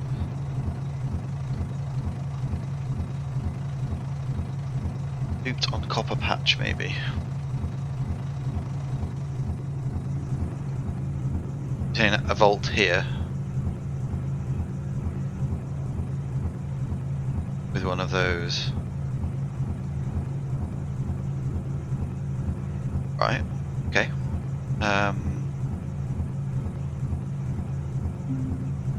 So I think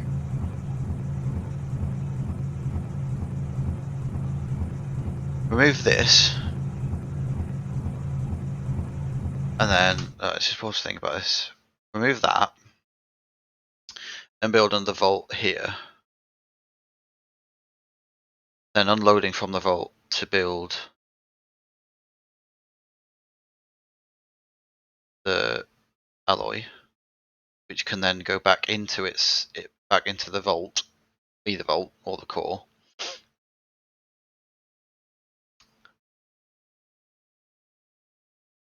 Yeah, I'm liking this. So I still want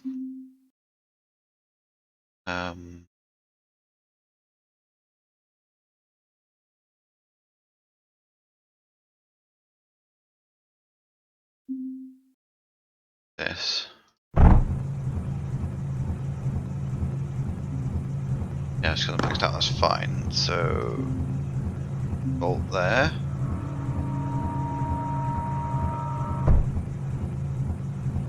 Then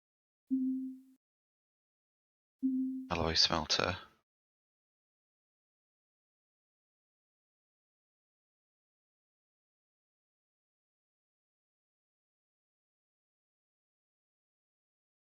Enough room to maneuver. Then what am I going to do? I'm going to need 2, 3.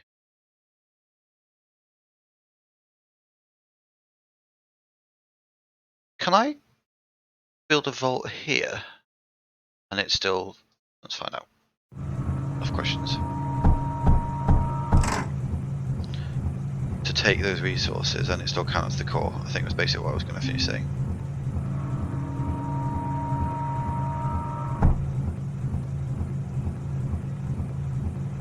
No, it's considered separate.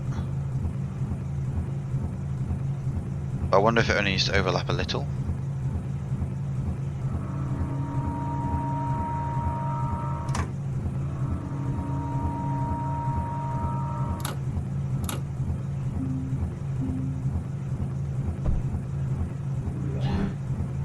Though.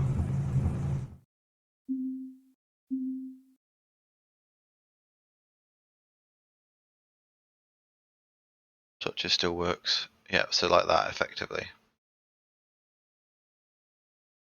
Which again gives me more surface area for unloaders to go into there.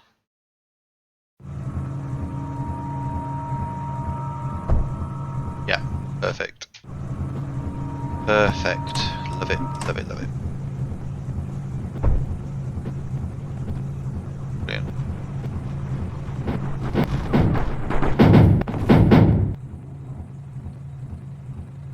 Look at the phantom build. Yeah, I'm not gonna launch it. We're still feeling fairly strong. Yes, and I'm liking this. Again, it's got 6 points now. Yeah, this is fine. This is yeah. This my bases are going to look different if you come and watch again. When I can kind of sort of build with this knowledge. There's definitely going to be changes that I'm going to make.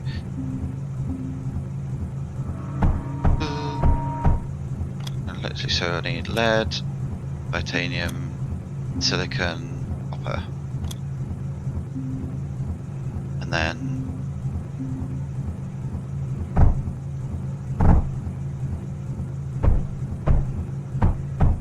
I mean that's just that's just beautiful.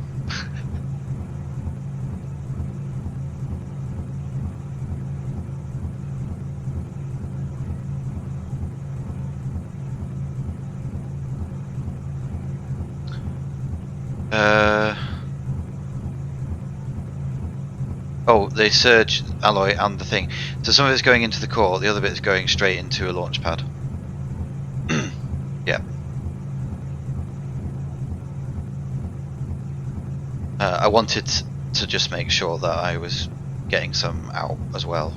Just it always feels like a bit of a safety net to go, right, let's just have some. So I could actually put, you know, to continue this, have a really little bit of routing going that way just to make sure as well. Kind of 50-50 split. I mean, that's just simplicity in itself. I mean, it'd still need to do some fancy routing to get it to come out and then go into there, but and of course this is not as productive because it's an overflow and it's all going to there, so they're not running now. But what was faster? 3 running but not totally efficiently versus 1 just going hell for leather, except not because we can take an overdrive. I don't think anywhere. I don't think they overlap, do they, as such? But that would.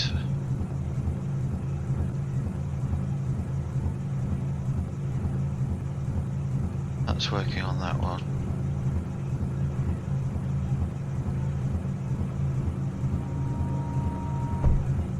Yeah, that's cool. And that one there.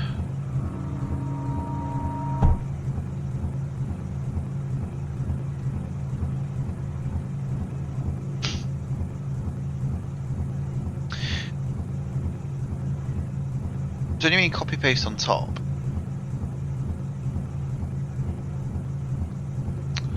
Can I unload? Okay, I'm happy for it to just go into the core for now. Let's just check how this. Yeah, there's still just nothing. It's bosses that are going to be the difficulty, but I think their defense should be good. Phase into overdrive, big blues. Okay, as in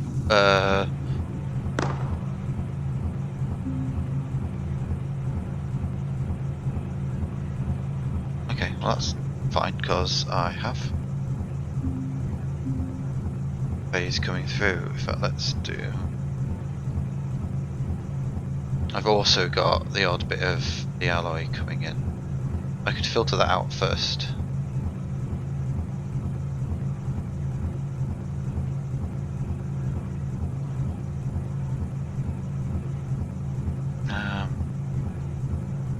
Oh yeah, if I just do.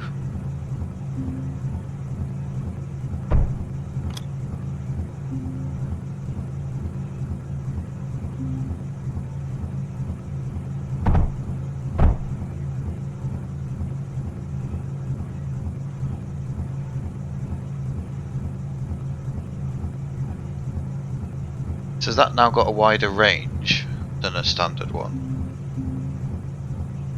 Yeah, because it would go up to that.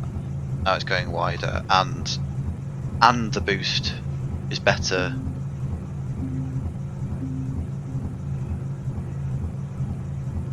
So its current is 150, so it's now got 225. Okay, brilliant. Like it. Yeah, you can already see that that's a chunk faster. So if I was to then build, based on what you're saying, if I pop that there, no, that's too close. I'm gonna dump it there, just to kind of make sure I can see this working. In 2.5 blocks, yeah, that's lovely. I mean, that's just a blur now.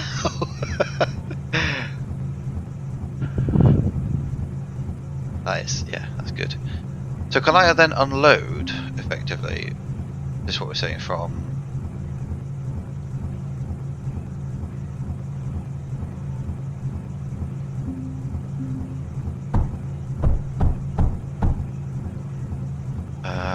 Unload from the thing, a bit like I was doing with the bots. Does that work? So if I, yeah, for the sake of argument, make that one copper, make that silicon, titanium. that I was doing before. Can I unload from into the thing? I can, but it's putting everything in. Okay.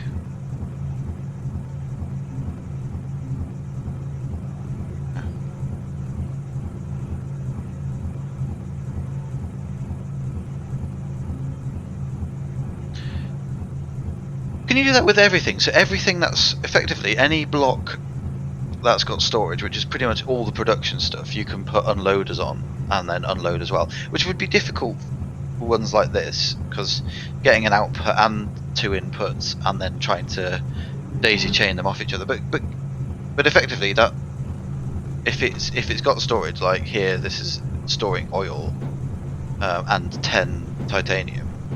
I can then say, all right, pass that titanium on to the next one. If there's enough coming in for it to just flow straight through. Because that is also a bit of a game changer, I feel.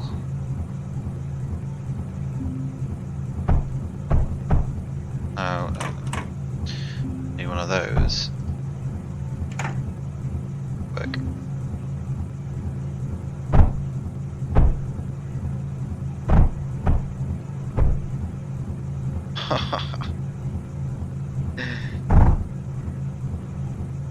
Oh well, I will.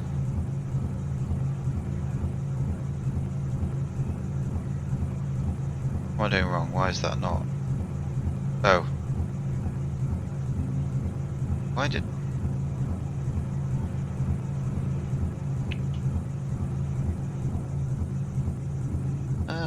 unload it. Why did that come out?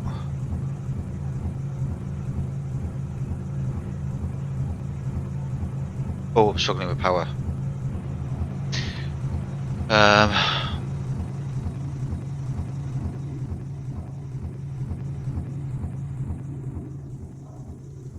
Let's extend the fun down here. Again, grossly inefficient, but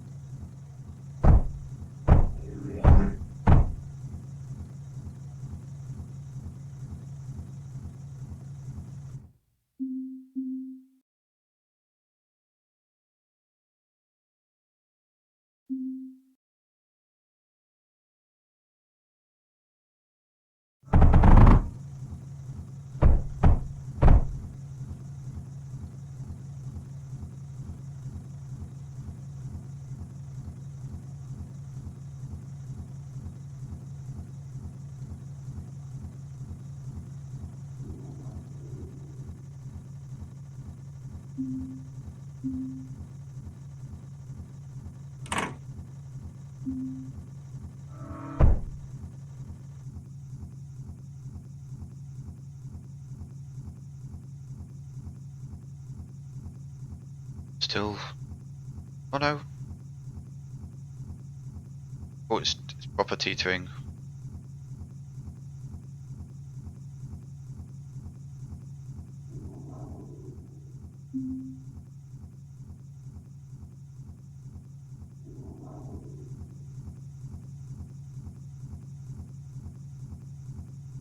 Okay. Stretching out a little bit there. Just off a line of coal either side.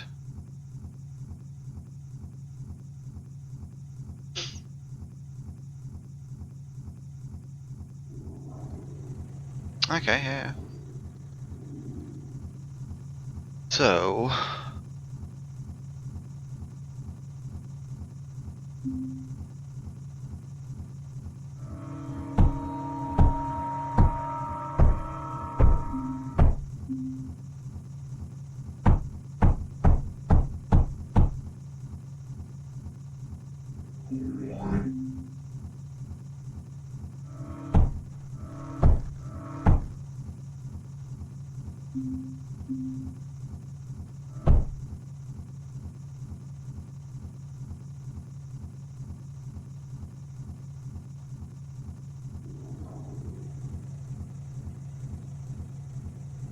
Okay, that seems to solve my power problems.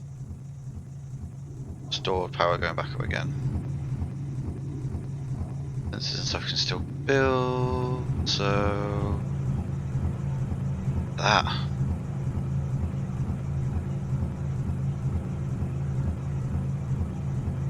That really makes a difference. But it didn't look like it was working the same way. And I'm just going to see, just quickly take it apart to see.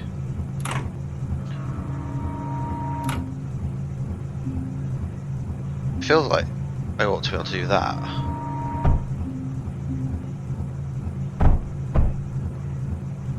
Oh.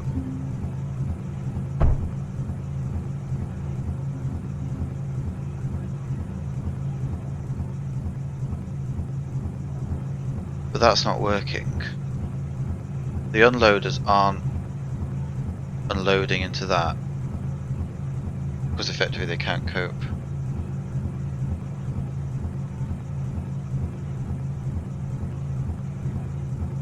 Yeah. So I need to put the gap in.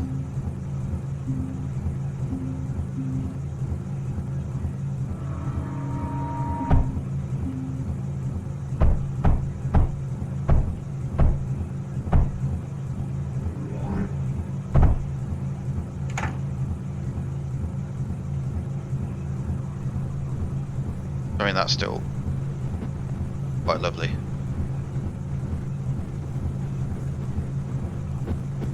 Yeah, so I could fit a load of volts around core, increasing its speed. Can you? So that so they have to, they have to be touching the core. You can't put some more like around those ones, but that would increase the amount of space.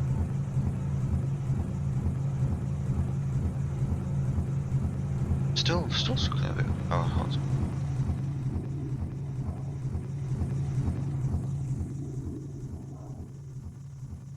What I really need to do now, actually, yeah,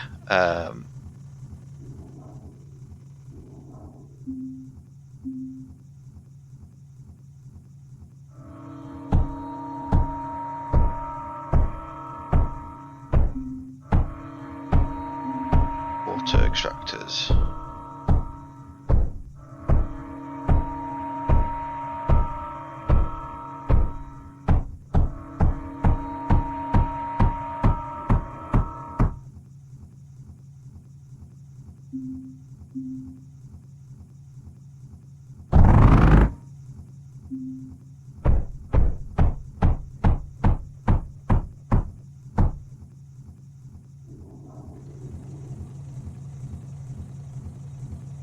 Probably don't actually have the coal to run them all, but in theory that should be, if I had enough coal.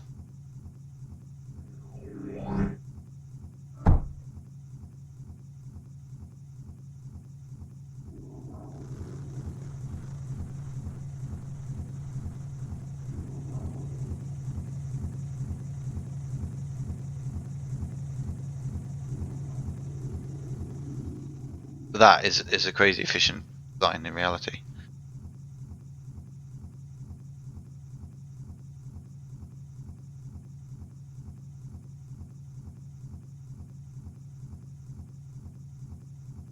Yeah, how? So how does that work? How does? Yeah, I need to figure that out. The copy and paste schematic.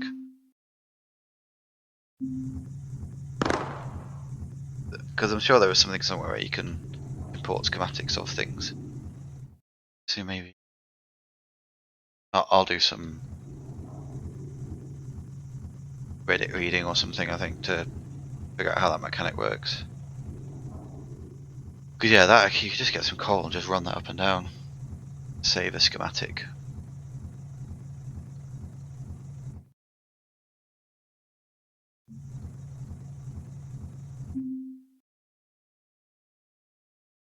Schematic.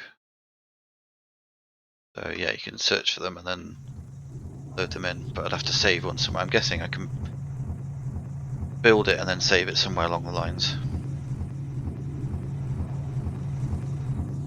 Right, is this overall still negative because I haven't got enough coal?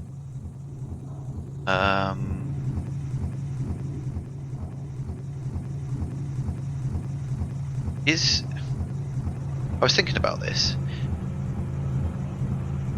I'm using this from a coal perspective to use the coal in these things, but actually is this, because of the power that these use, is it cost effective to effectively build oil to then coal centrifuge into coal to then do power, or is your total power used to generate power from the coal not worth doing it? I guess that's the question I'm trying to ask.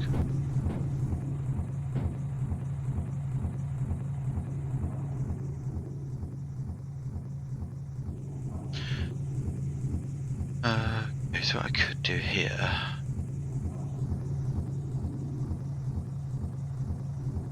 Got them water cool. Not an overdrive here.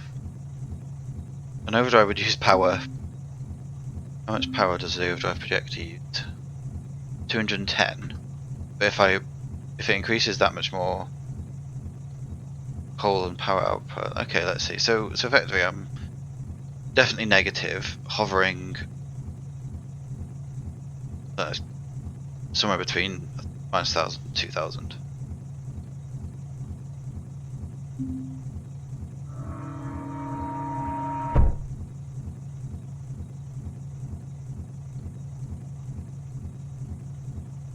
Outputting more coal. It's F to highlight. Oh. Like something like that. Ah. And you can spin it around.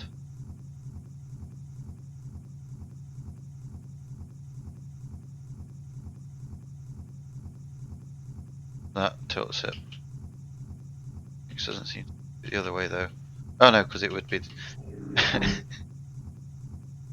I didn't just say that. On an object that is literally exactly the same, up and down. Never mind. Steam. Oops. Steam. Meter. That's how I'm spelling it. That's quite clever as well. It tells me what the cost is. Nice. So, if I wanted to, yeah, I can then call it effectively and pick it. It's clever. Love it. That's pretty.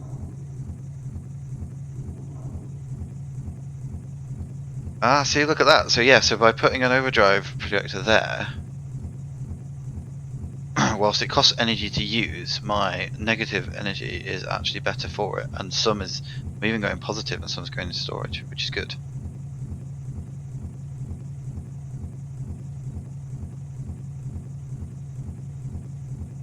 That is good. I could probably find other ways to reduce power consumption as well on stuff in general. Well, do I actually have a... No.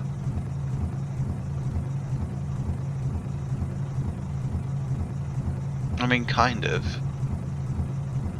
Can I overdrive a thorium reactor?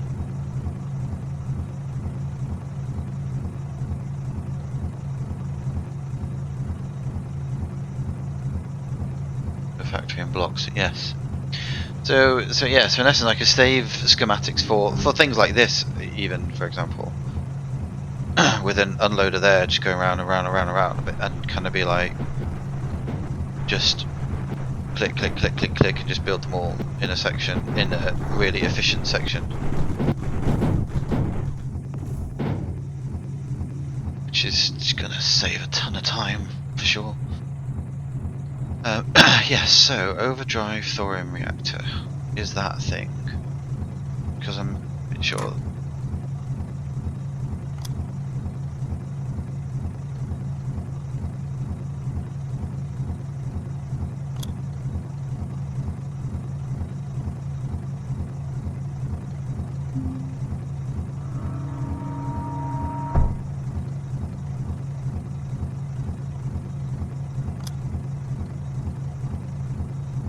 I think that did something, because I am now positive. I really want to stick some phase fabric in that now.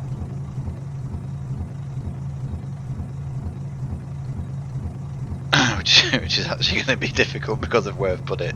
Okay, let's scratch that. Yeah, that still covers everything.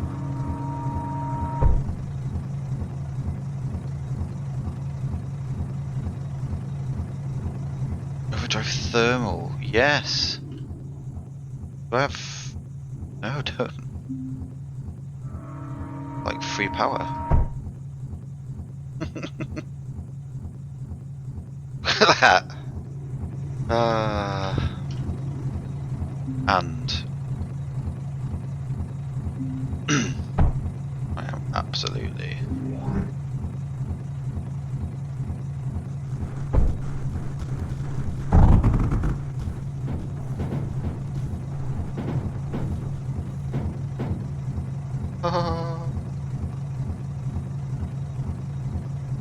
what a change. But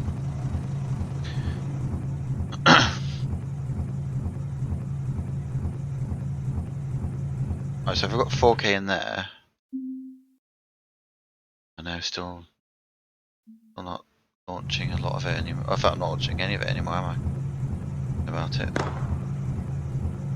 Ah, which is easily solvable because now I've got rid of the copper that was going straight down into the launcher there. If I just do that, yep, and in, cool. They're going to be launching half of one of them.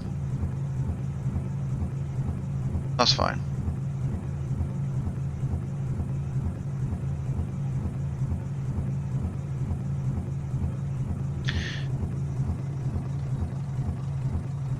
Oh, and I'm still getting the odd thing coming through here from... Which must be a bit of overflow silicon. Yeah, because I'm quite near to have built a load of silicon stuff, but eventually that will again start overflowing. Oh no, because it's coming straight out and doing these. If this is ever not efficient enough to use all the silicon, it will overflow, and then those will be able to use it, which is probably what I'm seeing.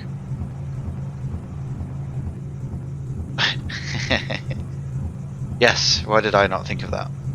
Unload. So if I click... Oh.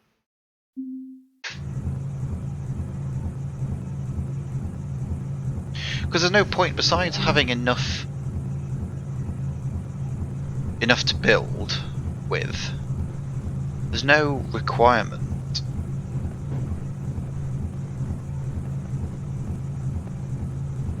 Need that anyway. I even do. There's absolutely no requirement. All of that.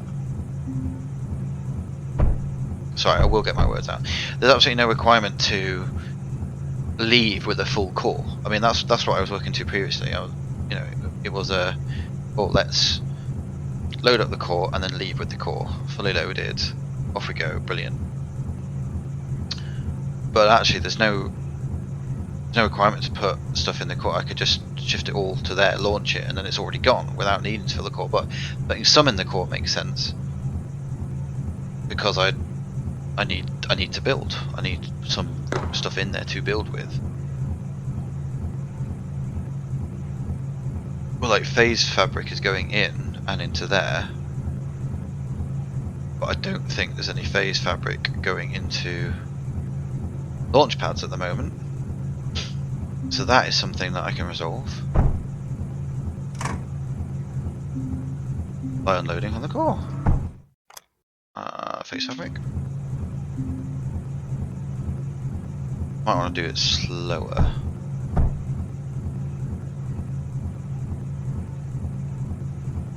Working capital only in core. Yep. Yep, definitely.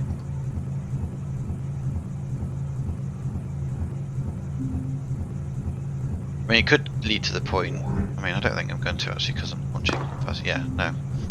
You could get to the point where you're like, oh, rats, I haven't got any in the core that I need, but at this stage, I just want to make sure I leave with as much as possible. Which means So in effect, that changes the way the game is as well, because the risk has always been right, before I just get wiped out, I'm gonna launch to save the stuff that I've got on my core. If I can launch enough with launch pads, which with what I've learned this evening, with expanding what can be stored in the core, increasing the surface area of loading in and unloading by using vaults all around it, and then launch pads.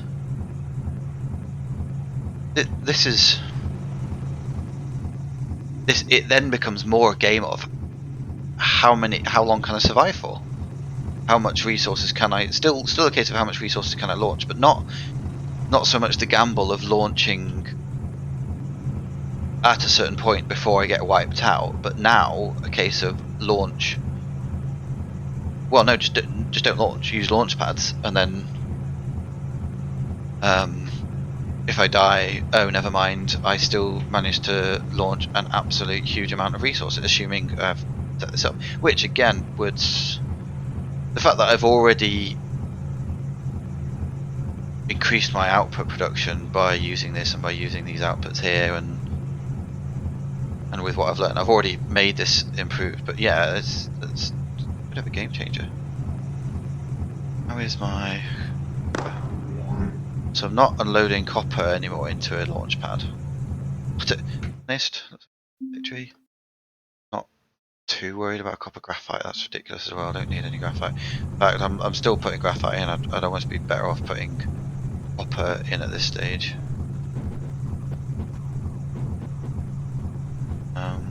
Yeah, I think I'll just put an unloader there and pump some copper into the outputs because that's full. Okay, thinking about this, there's space here.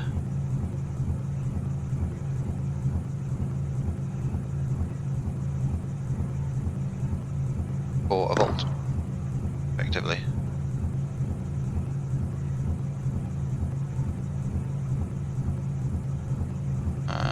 There is, but probably want it higher up. Probably want it there, in reality.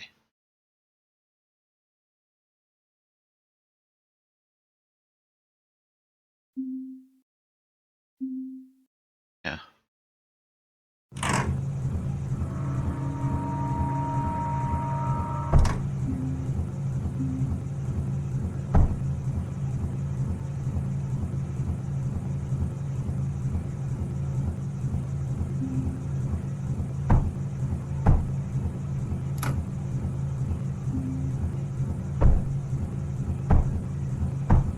Oh, you can't. Never mind. Turn. So.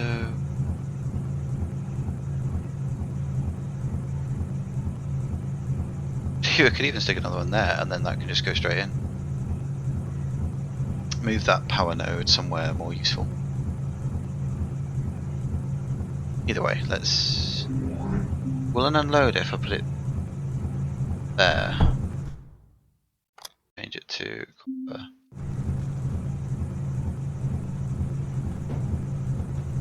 Okay, so that's fine. So sometimes it is unloading copper there, which is going back in, but that's just fine. It's going back into itself. That's no big deal. So it's still going to unload some copper with the titanium, and then the copper away.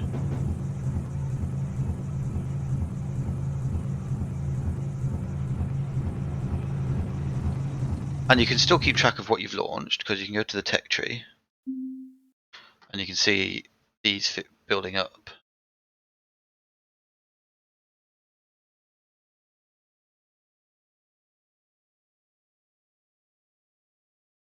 Yeah, you've got thorium and plutonium loads, and 4 to 6k, which is much more than I've ever launched with before anyway. 21k of phase fabric. The search alloy is still the slightly trickier one. This is good. I can see now that actually, if I can keep improving this, then instead of launching and Just noticed that dipped a bit there.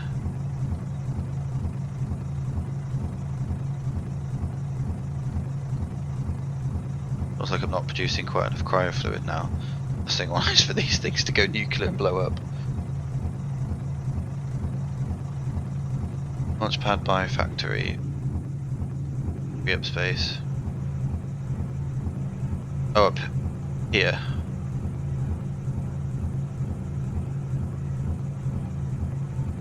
Factory, free up space. See if we're warm. Glass instead of.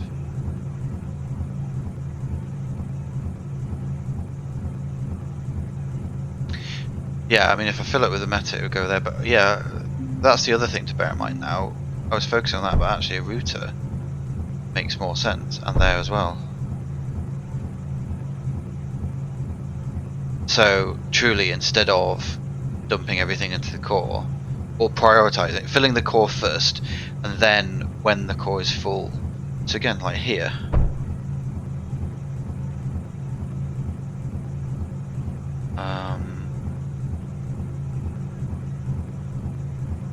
Where's my thorium overflow? It's there. Well, that's not going to work though. That's going to make all manner of things go horribly wrong. Kind of pushing it a little bit. But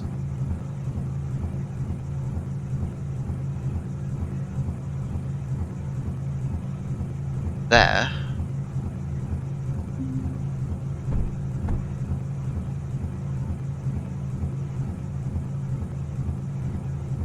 I mean, this is incredibly convoluted. But now, by having routers, I will always be putting half as much into the core as I was before. Tech tree unlock. Oh, yeah, not so important. Yeah, because I guess that's the thing. Once I've unlocked everything in the tech tree, the purpose of launching is only that you can then use those resources as resources to land with.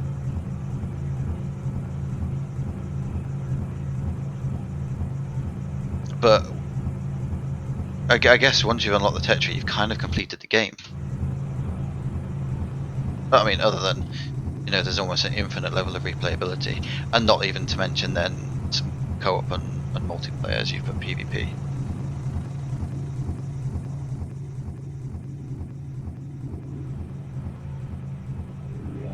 I need to see a boss wave. I need to see these surges, fuses, even wreck bosses.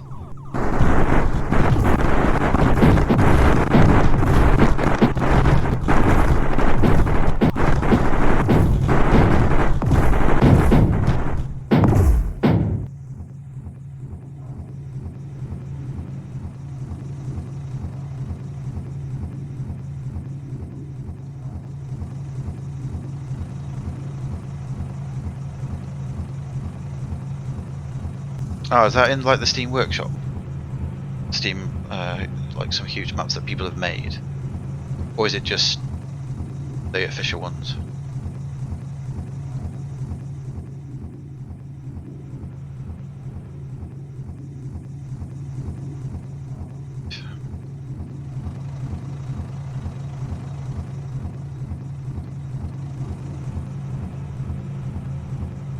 Make a map or three. I'm guessing you could have some very specific PvP maps where you've I'm thinking of things like Fungal Pass, where potentially it's 1v1, kind of a thin, tall map with offshoots of like pockets of resources. So you got a certain level of core resources at the bottom, and then pockets of resources kind of as you go up to fight each other, and you'll be fighting over those extra kind of specific resources that you might need. I was looking at Steam updates as well, and very excited with his idea of kind of transferring your main unit into units of the drones and things you're building, and then having weaker ones sort of formation move around you.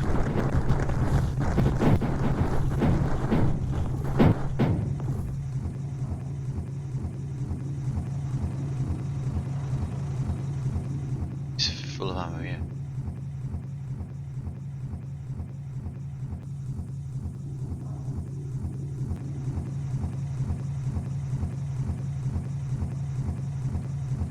Ah, okay.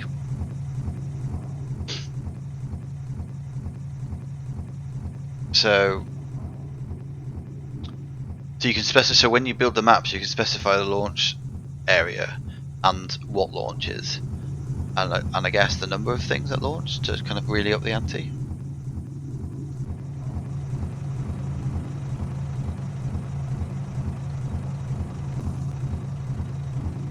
Like that.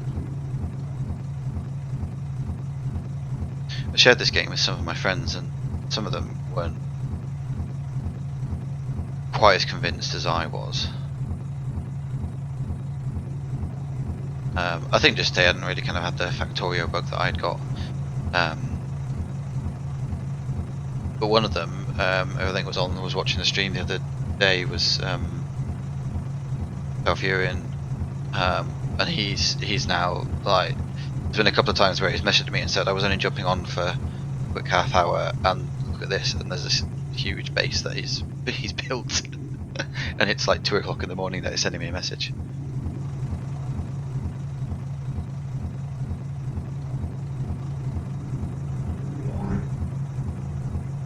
Okay, this isn't working quite as well. We're just not quite getting. I'm just going to get rid of that for a second. Because my fear is I'm not producing enough cryo fluid for the overpowered, overdrived reactors. So I need to make sure that that's overdrived as well.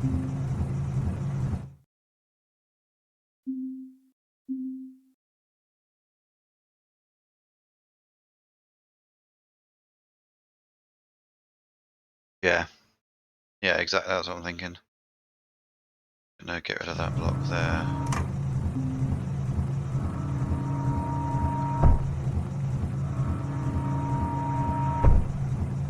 Also gonna. Not that I think it would make a huge amount of difference.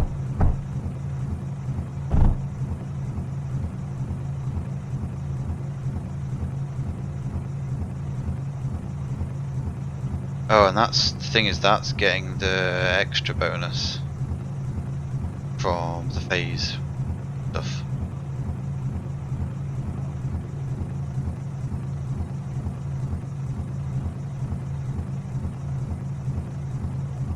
Okay, change of plan.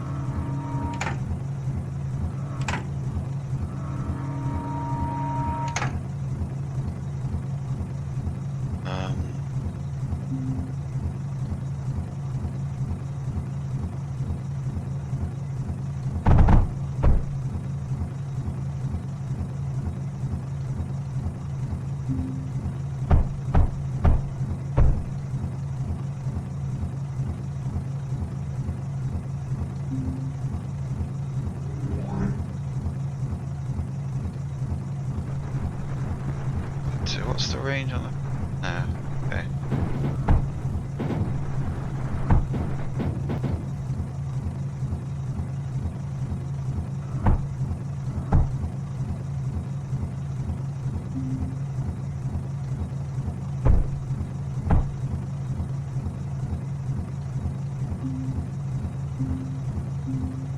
Right.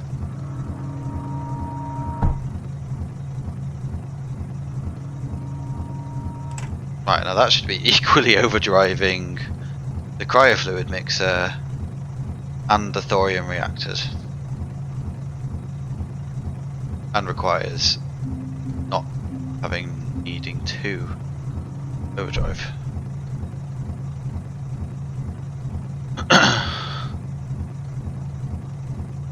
There was always a surplus of cryofluid, which with a nuclear reactor is the way you want it to be.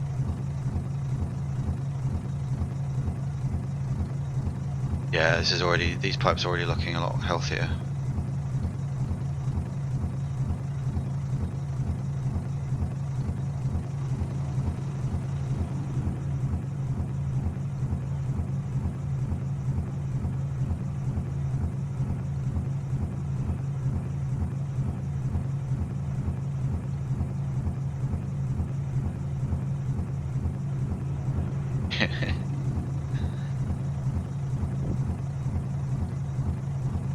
Again, it's just a lot of thought that went into it. I remember first time I was messing with thorium reactors, and I think it might even have been on this map, and I'd put stuff up here, and I hadn't defended it with anti-air, and there was an attack, and I think I had like, oh no, it wasn't this map because there was an oil field nearby as well. The oil field set on fire, and I didn't have waves of water to put it out, so my healing drones came up and healed everything, and so that was fairly good. But I hadn't noticed that there was still a fire burning where the cryo was pumping into thorium reactors. So they then just overheated and exploded. So there was this big bang and a screen shake, and I came up here, and basically the whole kind of power production plant had blown up. And at that point, I was like, well, I think I'm just going to launch now anyway, because that was a pretty devastating attack with the bosses. So yeah, it wasn't this map because it's distinct like a oil field map. I can't remember which one it was. It was probably the fungally one, not Fungal Pass, but the other one. It's all kind of purpley. Yeah, that's much better now. That's creeping up again, which means I'm producing a bit of a surplus. So if something does go wrong, they should last and still be able to work. And everything is being driven to this.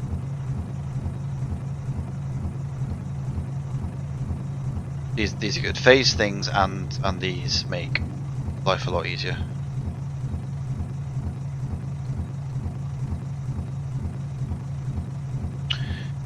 No, I don't think I have. But I might have. Oh, yes. Done. Sent on. So I can't do the impact reactor. I need another 4,000, but that's good. I'm producing more. So these meltdowns, what do they take? Just power and liquid. Right, so I'm kind of thinking, good. Like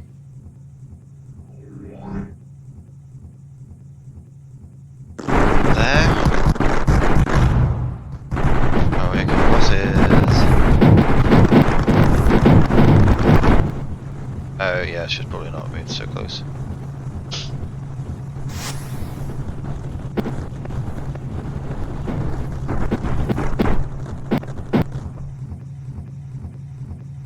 Yeah, I'd say that went fairly well. I do love that. I can't believe I've not built these things already and seen them just go and rebuild everything that was blown up. So a meltdown, can it shoot air is the question. Air yes, ground yes.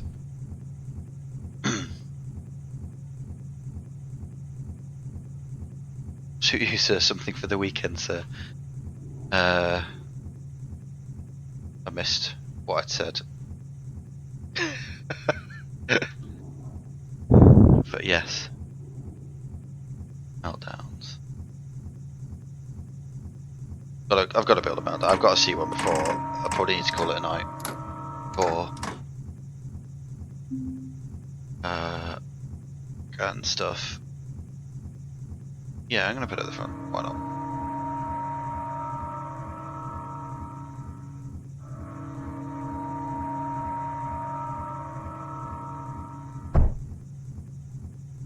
Ooh.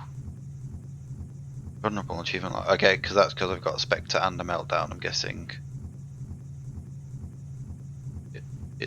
I'm awesome. that's what I'm saying. Oh no, no, no.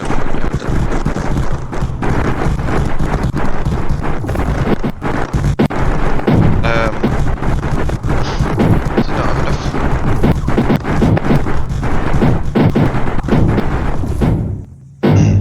I think I need to pump it full of more water. So I'm going to give it its own dedicated.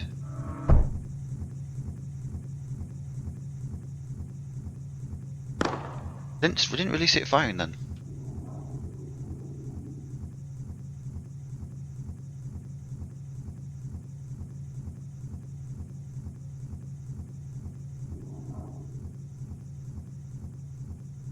Yeah, okay, cool. How are we doing? How are we doing? Resources, territory. Yeah, it's all still.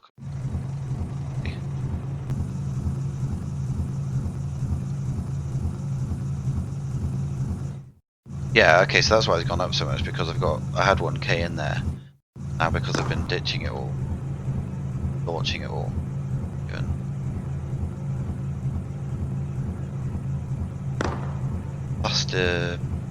Plastanium as well.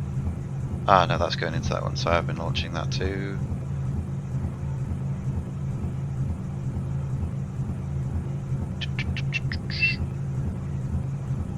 Yep.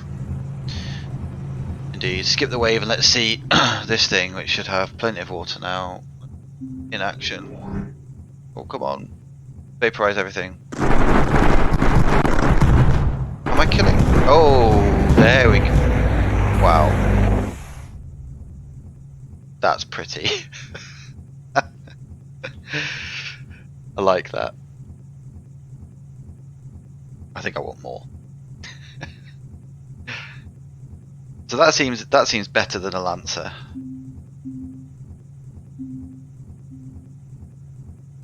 So just a one-time fire rate. So if that was cryo fluid, we'd be absolutely laughing.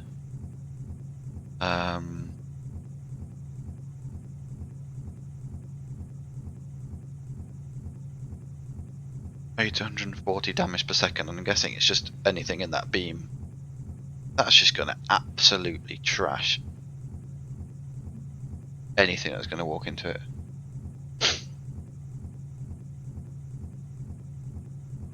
Oh, does it eat a lot of power to fire? Yeah.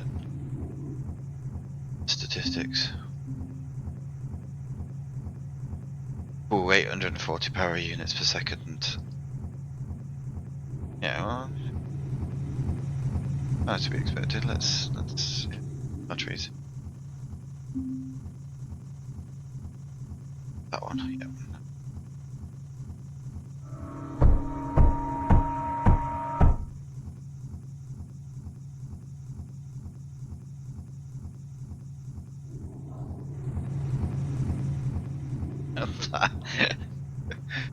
That was cool. I mean, it took a while for it to decide it was going to fire, but then when it did, that was just lovely. See?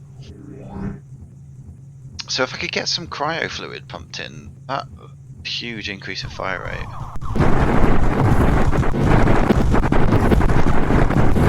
It's just struggling to fire because everything's getting murdered before. Oh, when it does.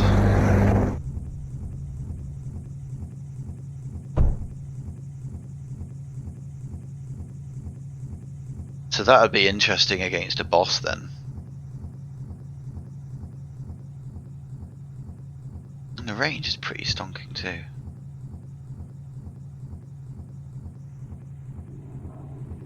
Because 800, I mean that's a lot of damage. I mean I don't know what hit points bosses have at this. Sort of big blunt stick, but you can't argue with firepower. Yeah.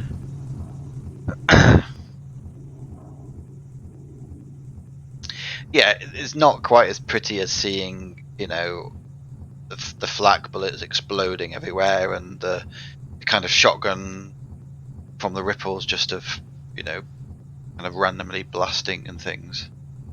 The big, yeah. It's like a big ogre.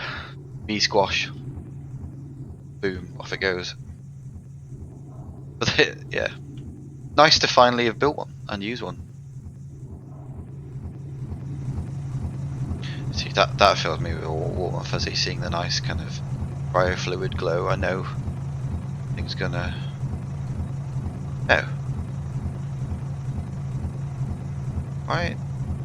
Oh. Because it's not done that. Blocked it.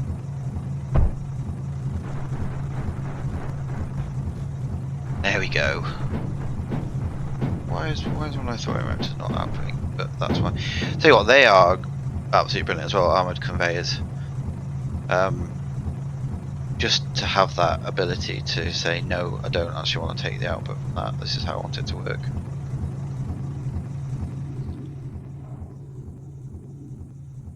I need some Spirit Healy drone things, don't I?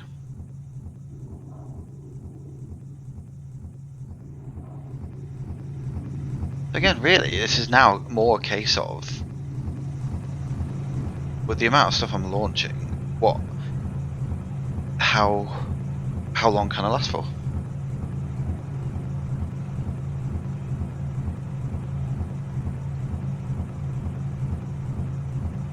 Use it with wave turret where enemy. It multiplied.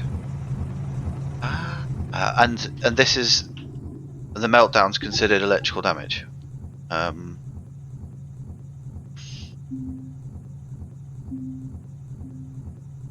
mean, I get that it should be because it's a laser blast. Yeah. So effectively, then it'd be a combination.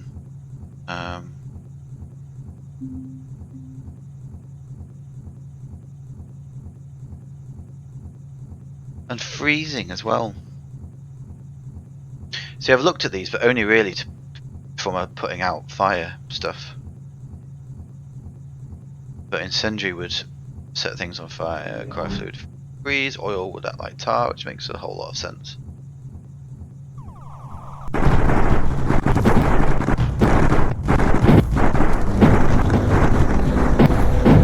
Yeah, I mean, that's just... I mean... Yeah, effectively with those and those, I'm guessing that's the point of them, really. They are the biggest guns. You have enough of those too, and you kill everything. Getting late. Well, for me it's getting late. I don't quite know exactly where you are based. But I am probably, you already know by my accent, but UK based. So it's just midnight here. Yeah, just 1, 2.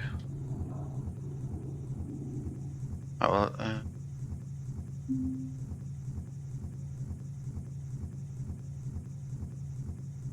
Let's stick one there just for the fun.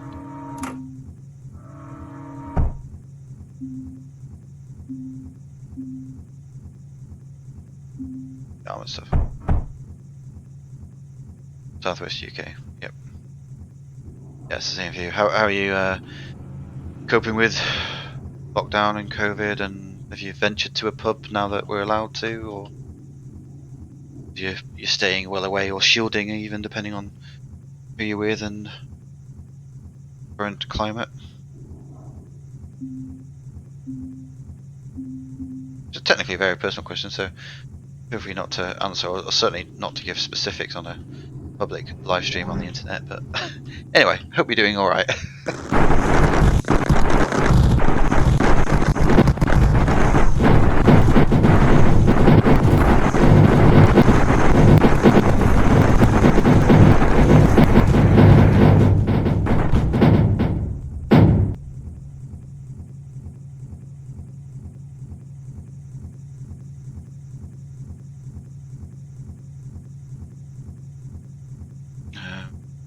Yeah, well, I think I even got the achievement for probably making them wet and then wrecking them.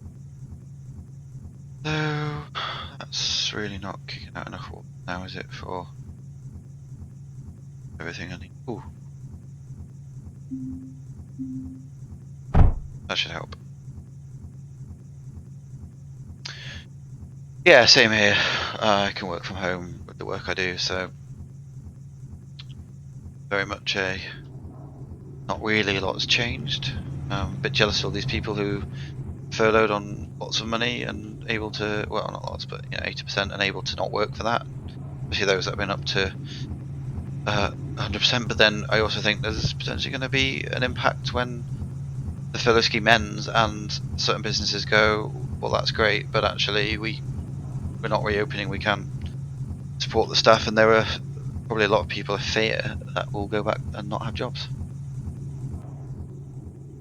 Anyway, getting quite philosophical for 12 o'clock midnight, which is probably a good time to end it. But I'm going to see this again. I'm going to watch out for the wave making everything wet, and then see. I did notice a difference. It's just an awful lot of.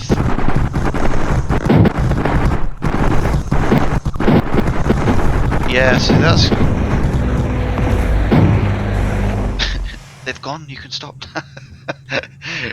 A bit late to the party meltdown, but that's interesting as well because, of course, these search walls reacting and shooting lightning out, which, of course, I'm assuming the wave making them wet as well means the surge wall works as a better offensive defense, if that's a thing. Yeah, definitely. To have a couple of those at the front, maybe just another one there just to kind of get nice coverage. Yep, anyway, still absolutely enjoying this game. Yeah, definitely.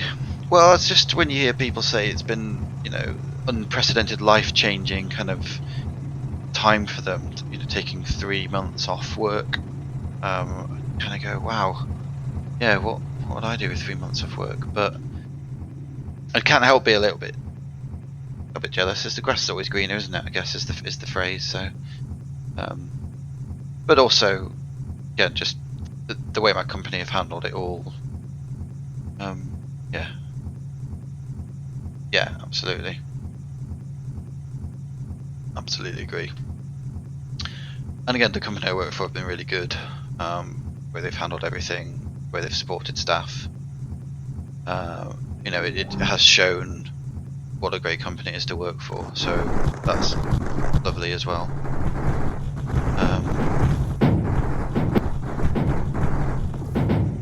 Like I say, other people won't have that, so let's just hope it's not all going to be a complete mess later. But yeah, I think for this evening that's probably going to be done. I've definitely learned a lot. I'm even dare I say it, kind of excited to start a new map at some point and do more of this, adding onto the vault, because that's if there's one takeaway, and there's been a lot. Again, you've been absolutely very helpful, as per the last time on the stream, sharing some insights into the game and how elements of it work, and definitely piqued my interest again. But definitely one definite takeaway is this concept of unloading from the same thing. But that's really going to change some of the design of how I've made stuff. And putting the vaults around the core, that's definitely going to be a game changer as well. So kind of almost condense down the key real takeaways that are really handy is this element happening here. Yeah, everything around this section, in essence, is the business, and even here, you got unloading. Yeah, I'm gonna have to experiment with that because, yeah, that's what I'm thinking. They could be very. I can see myself starting a map and almost just, you know, sticking some defenses somewhere just to kind of halt them, or even just in, as you say, in sandbox, just spending some time just going. Right, does that work? How does that work? If I combine, you know, sorters and routers and everything like that. Yeah. Schematic, yeah. That's true. That's kind of almost given, it's almost added, how would you say, another kind of layer to the game of, and I was doing a bit of that already. Literally, I'd load up a game and I'd just be playing around, kind of seeing which is the most efficient way to do something. Yeah, become big jigsaw blocks. But yeah, what is the most efficient schematic that I can kind of put around cores and stuff, and then just be like, right, paste, load, do that. And I guess that's going to be potentially quite huge in multiplayer. When people, you know, where you're racing against the time, racing against an opponent who's going to be very good, and if they've, I guess to an extent, if they've got better schematics and know how to use them really well, end up wiping the floor. But I'm not quite there yet anyway, from that perspective. But yeah, I'm schematics and this, and just getting more use of drones. Anyway, yeah, there's there's been a number of things, which I suspect will fundamentally mean the next time I'm streaming and you see a base, there will absolutely be other wins, other improvements that I've come up with. It will be one thing I am curious about is for example this potential monstrosity here. I'm just thinking now about ways of loading into one of these. Kind of dropping a lot of frames allegedly. Yeah, next week indeed. I'm going to try and at least stream once a week. And like I say, I'm really enjoying Mindustry at the moment, and it makes actually quite nice laid back streaming content as well.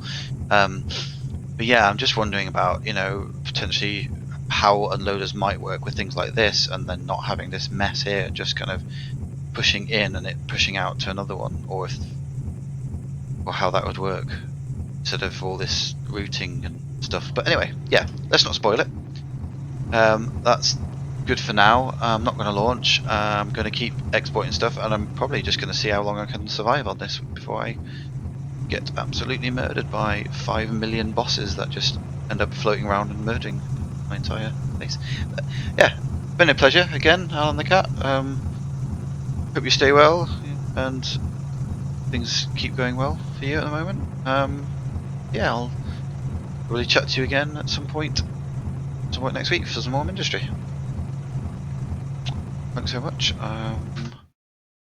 Over and out, or I'm gonna need some sort of tagline for for ending my stream. Still very new to this, but it's just fun to share a bit, provide a bit of entertainment. Then we're all good.